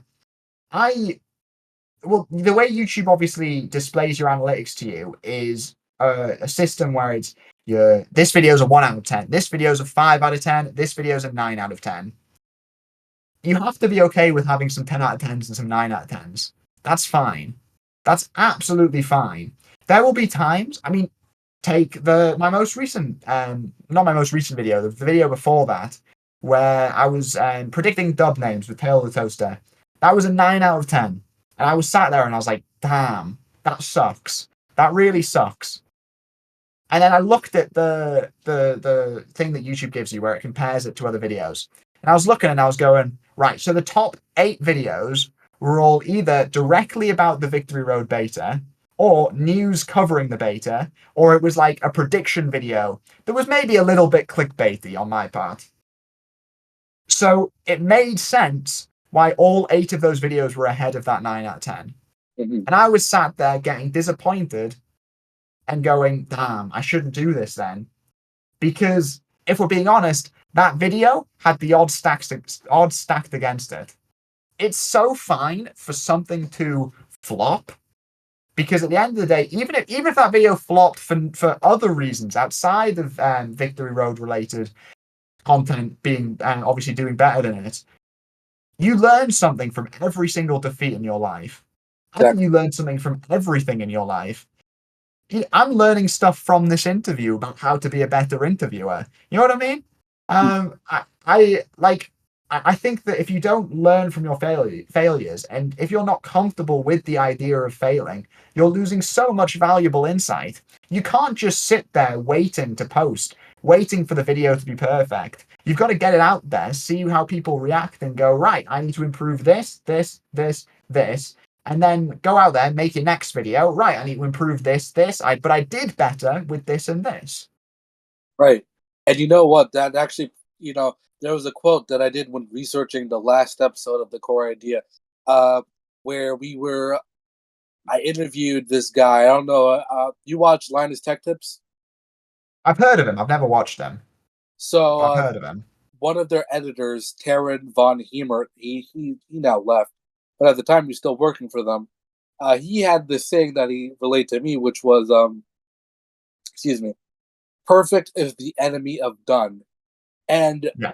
that stuck with me because it's true. I mean, you could spend so much time making something perfect, but you got to get that experience. He also used this analogy where, there's an artist where they could draw a doodle that looks millions and millions of times better than what a beginner would draw, and they could do it in half the time.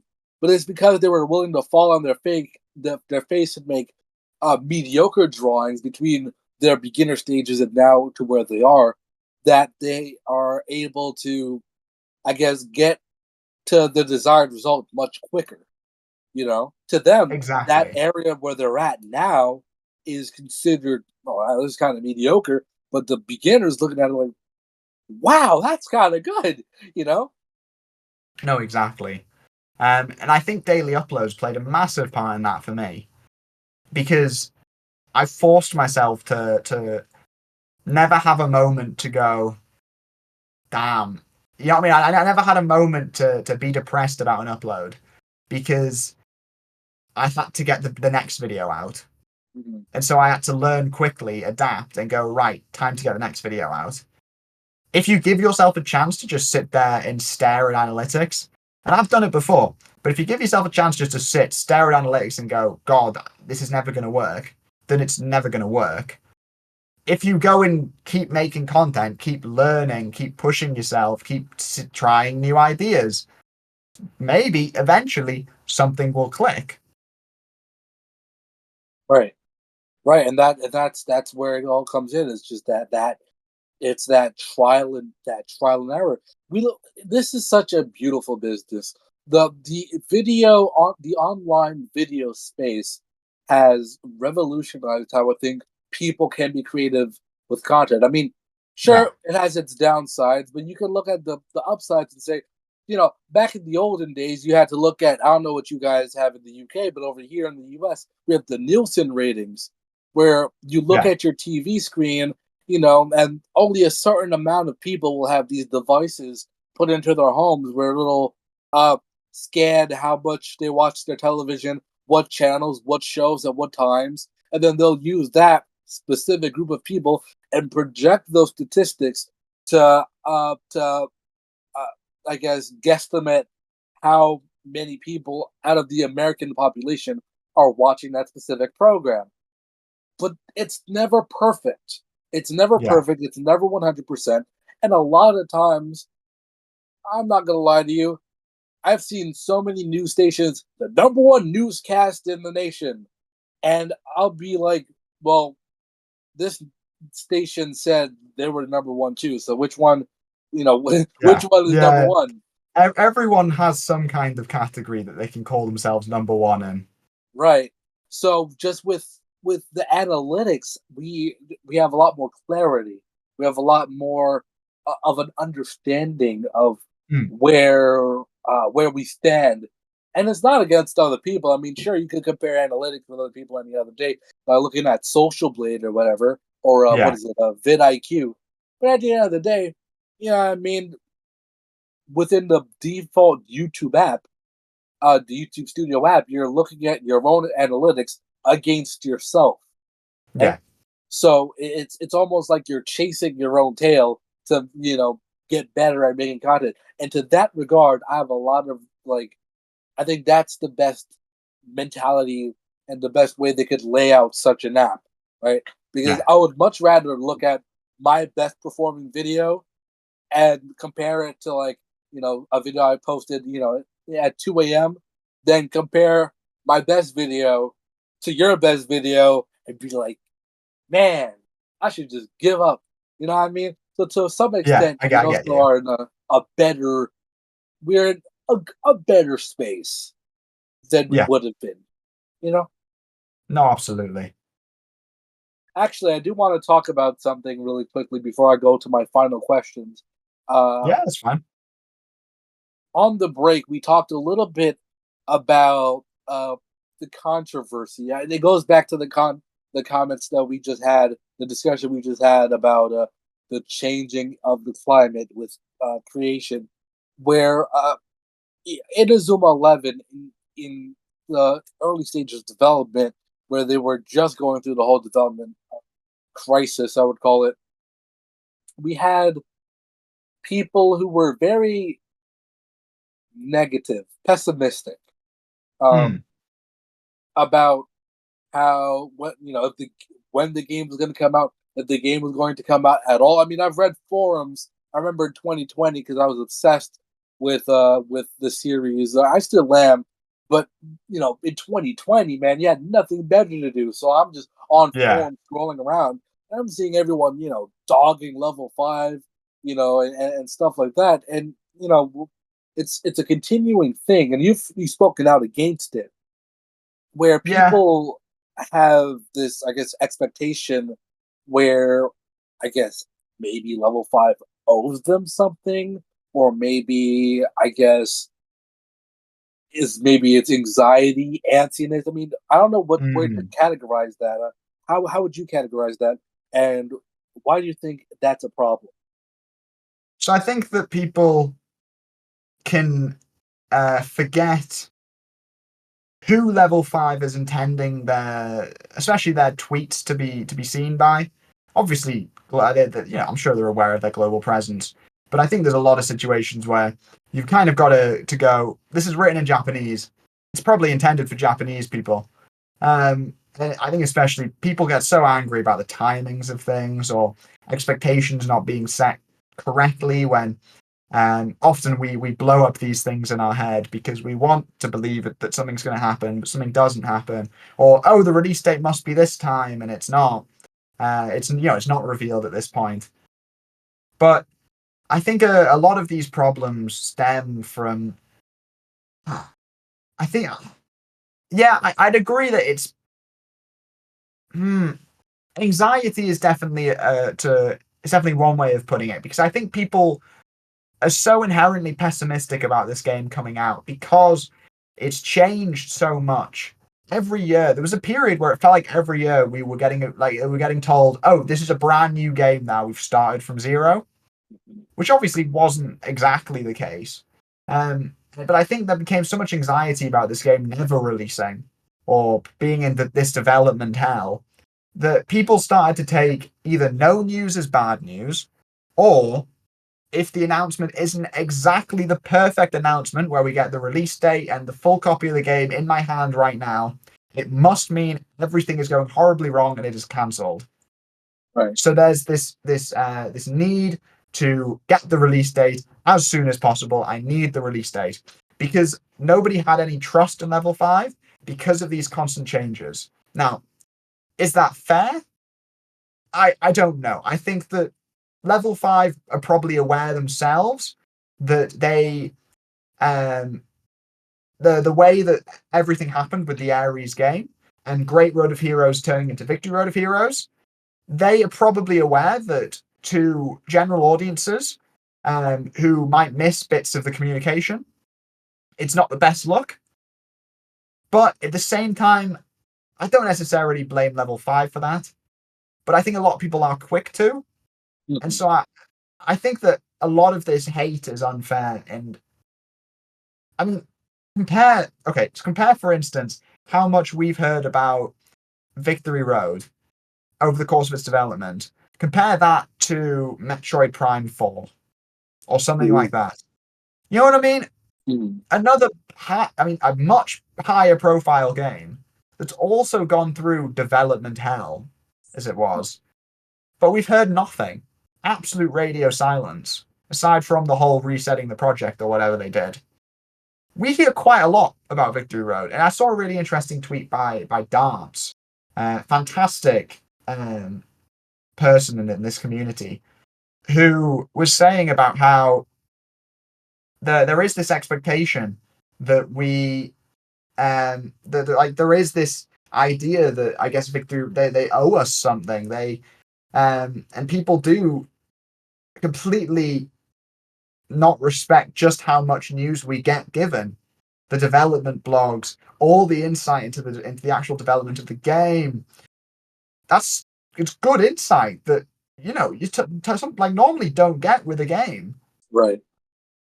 But we take it for granted for some reason. I've never understood that. But no, I think people go about the whole thing the wrong way. And I do think that obviously the whole Ares into Great Road of Heroes debacle has probably caused some of that and caused that anxiety. But I do wish people would be more patient and trusting with, I mean, look, here we are. The game's out on Thursday. Right. I think that's really the it's an interesting thing it's an interesting point that you mentioned, the development logs, and how like we are getting more than what you would typically get out of the company. And honestly, I think in that regard, I think they're really leading the pack in terms of that level of transparency, because you can kind of tell that in every single one of the development blogs, Hino is basically pleading for more time. In one of the addresses, he was like, and we talked about it over the break, where it was like there was a point in time where we were getting so much hate that I felt like it was best that we suspend the project altogether. Yeah, that's bad. That's bad. Yeah. And you can't blame him for not communicating with worldwide fans. No, not at all. I mean, we are. This is a. They're communicating in the business language of Japan. I mean, if you look at the development blog website between like any time before the development reset, and it was abysmal. Okay, it was the typical.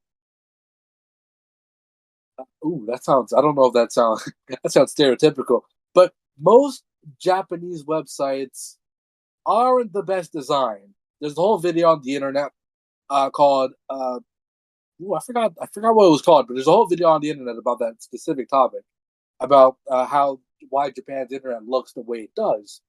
And so, I mean, we're getting new, as it was, they're communicating to Japanese viewers or readers or listeners. I mean, the walkers were all in Japanese and stuff like that. They're communicating to Japanese audiences about a Japanese game by a Japanese company that trades and makes money in Japan, that is also licensing its game to Nintendo, which guess where it's from? Japan. Yeah. So I understand the point of view that you're making. I do wonder though, do you believe that there's a bit of mismanagement going on at level 5? I don't agree with everything Level 5 has done in regards to Victory Road's release. Would you like to elaborate? I don't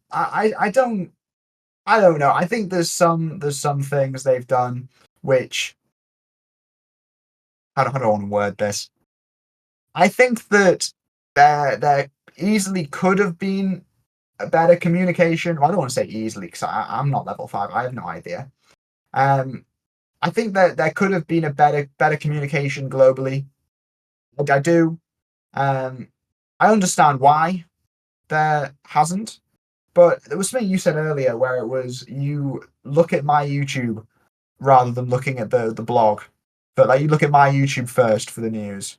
Mhm. And I have wondered if I was to put out a poll of who gets their Inazuma 11 news from my channel, I think it would be scarily high, the number of people who do. Right. And so I do wonder if there could have been better communication globally. I think this idea of even hinting that they were going to shadow drop the beta just wasn't a good idea. And again, I'm talking from a creator point of view, but if you want people to give the best possible coverage of your game for it to get the best publicity, you set a time because and you tell them when they can start covering your game so they can give your game the most exposure it needs. Right. I think the Victory Road has been sorely under advertised to people who aren't just Inazuma 11 diehard fans. I get that it's kind of made for diehard fans, but if this is Inazuma 11's last chance, surely you need to be pushing it to more than just Inazuma 11 fans. Exactly. I mean, I would hate for it to just be a footnote in a potential Nintendo Direct, Exactly. But even then, it being in a Direct would be a massive step up to what we've gotten. It would. And I don't understand why not, because we've had Fantasy Life, we've had Deca Police all in Directs. So yeah, that's kind of where I stand with it, where I think Level 5 have just handled the marketing side of things. I don't agree with how they've gone about it particularly. But again, I'm coming from a slightly biased point of view because I'm a creator who obviously is creating content outside of Japan. So yes, obviously I would like things to cater slightly towards me, but I don't know. I think they could have set themselves up slightly better. But again, what do I know? At the end of the day, I'm just a guy who talks about tweets that he makes. I do have a question actually to follow up on that. So they have some new guidelines. The first time they've actually made some specific guidelines for one of their video games, Yeah. at least in the Inazuma 11 space.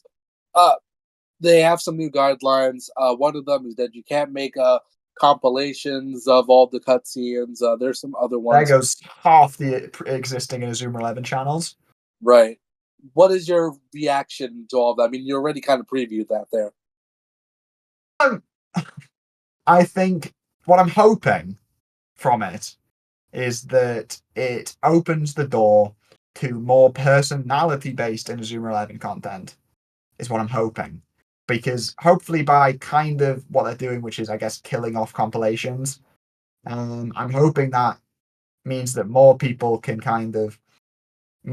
feel like they, rather than just making a simple compilation video, which to be fair is the easiest way to get views in this community. I hope more people go, oh, I'm going to make a let's play or a top 10 or something like that, or something interesting. I hope. I hope. But the guidelines, I think they're mostly all fair. I think there's a few that are a bit vague, which is kind of where I wish they would. It feels like they've been translated from Japanese potentially a bit too directly in some cases. There's a few that I feel like aren't like I don't know what they're on about. But for the most part, I think the guidelines are fair and maybe harsh, maybe a bit harsh, but I see where they're coming from with the majority of them. Don't get me wrong, I would love to be able to give cash prizes and tournaments, for instance. That's one of their guidelines, but that's not allowed. That's one thing I would have loved to have been able to do that. But for the most part, I think their guidelines are fair. There's the thing about the description that's going to really throw everyone off. You've got to include that level 5 copyright in your description. God, they're going to come for people. I swear that in that victory gallery, there's some poor 7-year-old who's going to make their first YouTube video. They're going to hop onto the victory gallery and they're going to feel the rage of level 5's 50 lawyers raining down on them as they get copyright strike to oblivion. They got to do meteor shower. Genuinely. It's going to be meteor shower, but instead of the meteors, it's lawyers. Oh my gosh, that's great. That's. Do you have any idea why they would do something against the Victory Gallery? Why would that happen? Ooh, I am not 100% sure. My guess would have to be that they just don't want the art out there just for people to find, and they'd rather that people obviously have to come to the demo to get the art. I guess because obviously, well, even then you can't even. I don't think you can even go on it just through a let's play. So I guess it must just be because it's obviously just a mode with concept art. It must just be a case of wanting to protect that art and make it so that you have to download the demo to get that art in its original intended way, and it's not just, oh, you found it on Twitter. You know what I mean? Yeah. At some point, though, I do think it'd be smart if they did it themselves. Like, I don't know, Absolutely. like some. So I've been like a fan of. This is embarrassing to admit on camera. I've been a fan of Doki Doki Literature Club and I Team love that. Salvato. They released like different CGs of like all the different characters every now and again for like special occasions. I feel like Yeah. that would be really, really cool. Like every now and again for like all the different events, they would release a CG through the game. Then like you could buy a version of it for print on their shop or something. Like that way they can make Yeah. more money. And then like the people you could buy the game and see it yourself. Maybe you could download it as a wallpaper. And that type of stuff would be cool, you know what I mean? Get some more interaction and raise some money at the same time and encourage people to buy the game. The best of all three worlds. Instead of like setting the force of your lawyers to use English to take your opponents down, you know? For what it's worth, I do think I think they'll do that eventually. I think they'll start posting some of this concept art online. It's like you say, I don't think there's a reason for them not to eventually. Right. So I do think that issue, the Victory Gallery issue, will solve itself. Right. And also, so we're gonna. Oh, man, I'm terrible at segueing. So next we have our last few questions, which are just some kind of I'm gonna call them throwaways, but just some kind of fun questions. So, Go for it. if you had to choose a season of Inazuma 11 or Inazuma 11 Go, one of the seasons from the two trilogies, or I guess you could choose Aries or Orion, but you haven't watched Orion, so I guess Aries. Which Yeah. one would you say is your favorite? Ooh. Ooh. Ooh. I'd have to probably go 2. I don't Season remember what. two. I don't know what my answer is in like my videos. I can't remember. It's either 2 or Galaxy. Galaxy is always the kind of the one I go towards, just kind of as a wanting to defend my my baby, because obviously everyone like hates it. So it's always the one I feel like an urge to defend. But two, two is probably the best. It's a lot of the reasons you said earlier. It's also one I have a lot of memories of watching with my sister. So I'd go two. Let's go. Let's go. All right, we agree on one of them. We agreed on one of them. Number two. All right, you've covered mods pretty heavily on your channel. Which one would you like to say is your favorite mod out of all of them? Okay. My favorite mod would have to be Great Road of Heroes. I think it's just the most complete. It's the one I always go back and play in my own time. I've covered it to death with content. I think there's about 25 Great Road of Heroes videos on my channel. So I'd have to say Great Road of Heroes. See. So, I guess fittingly, the final question to you tonight Okay. is, who is best girl? Nelly. Does it even have to be asked? No. You're talking to the man whose parents bought him an oil painting of Nelly for some reason. I don't understand remember why. when I seen that collab with Might Be Mila on Yeah. the cosplay. Look, there are some videos on my channel that I don't need people to go back and find. No, Uh, I recommend everyone go back and watch Bob that video, because that is cinema at its finest. Pure yeah, cinema. it would be Nelly. It would probably be Nelly. I would have to agree, honestly. Actually, okay, so I want to ask, what is your reason, and then I'll say my reason. For Nelly being best girl. Mm-hmm. Ooh. I've always just thought she was the most entertaining to watch. And I honestly, so it started off, I never really it occurred to me that I quite like Nelly as a character. Until I was making YouTube videos, and I must have been in a stream or something where it was just, oh, which Inazuma 11 girl character do you like the most? And I was like, oh, I guess Nelly. And it kind of turned into a big thing. And it's just kind of snowballed since then. And so Nelly's one of those Inazuma 11 characters who I associate so heavily with my channel that I can't not absolutely love her, if you know what I mean. Mm-hmm. Because she kind of means so much to me now in terms of, because of YouTube and all that. That yeah, I always have to say Nelly. I mean, she's my second favorite character now. Ooh, who's first? Anja Hawkins, of course. Oh yeah, of course. I don't know Of why course. you even had to ask. I don't know why. For me, I like Nelly because, okay, first of all right, uh, is it? Will I get canceled for saying that? I don't know. I just That's a like great the way to red start hair. a sentence. I just like red hair. Okay, that's as far as I'll go. Like red hair. I guess you could make the argument that it's brown. The wiki says like auburn, which I guess is red as I think brown. it's red. I think it's red. Yeah, I think it's red too. So, the red is nice. Red's my favorite color. My phone case is red. My Nice. everything is red. It's cool. But also I also really like her character because it's she's not blind, if that makes sense. She has okay, so you have Celia.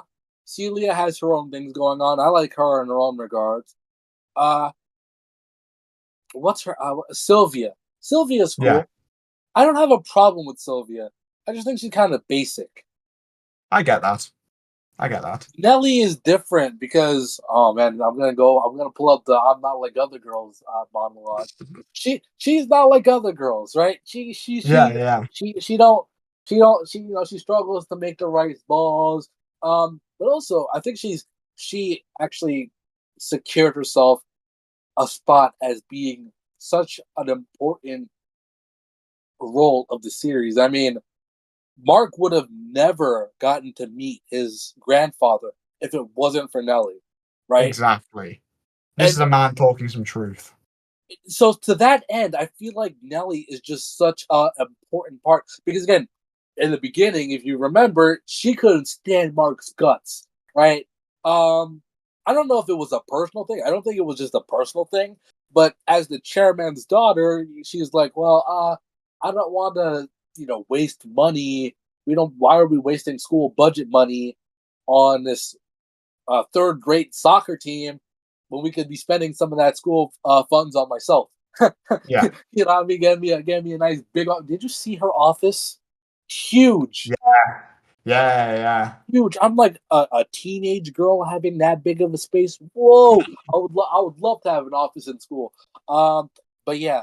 So like for that is just like really like she has that character development where again he's like, well, I want nothing to do with this team, and then she's watching them, and then there's this specific scene I remember where they're all practicing, and Nellie's on the overpass by the riverbank as they're practicing, uh, Mm. and we have Axel just standing there watching, being a douchebag as always. And she's like, "Are you just gonna sit there and watch? Is that what Julia would have wanted?" And then she drives off like a cool. Yeah. You could have put the turn down for what with the little glasses. Put that whole meme, and it would have been perfect. Yeah. I liked what they did with that character because for once it didn't feel like even with Go Go was even more egregious because we had the girl with the gray hair. I don't remember their names, unfortunately. I don't I think remember it's Sky. ooh. What is it? Rosie is the grey Rosie. hair one. Sky is the blue hair one, and Jade is the red hair one. I think. Right. So Rosie is obsessed with Ricardo. Yeah. Jade is I forgot who's Jade obsessed with? Orion? She's like the angry one. I don't remember who. Yeah, she's the angry one. That's what I definitely know. Yeah. And Sky is just kinda she just exists. I feel like I don't know. Yeah. She I don't know. I feel like the manager should have a lot big of a role. That's why, like, I do like what you said about Sasonami Unme and how his role is like a lot more developed. Because for the longest time, number one, we've only had female managers. Number two, Yeah. they besides Nelly, they don't really get developed much. Even like Aurelia from Aries and Orion, like Mm. what does she really do? Yeah. No, You absolutely. know. So yeah, I totally agree. And on that note, I would that's where we will conclude this very well all-encompassing interview. I've had so much fun in this discussion. It's unbelievable. Same. Same here, mate. Same here.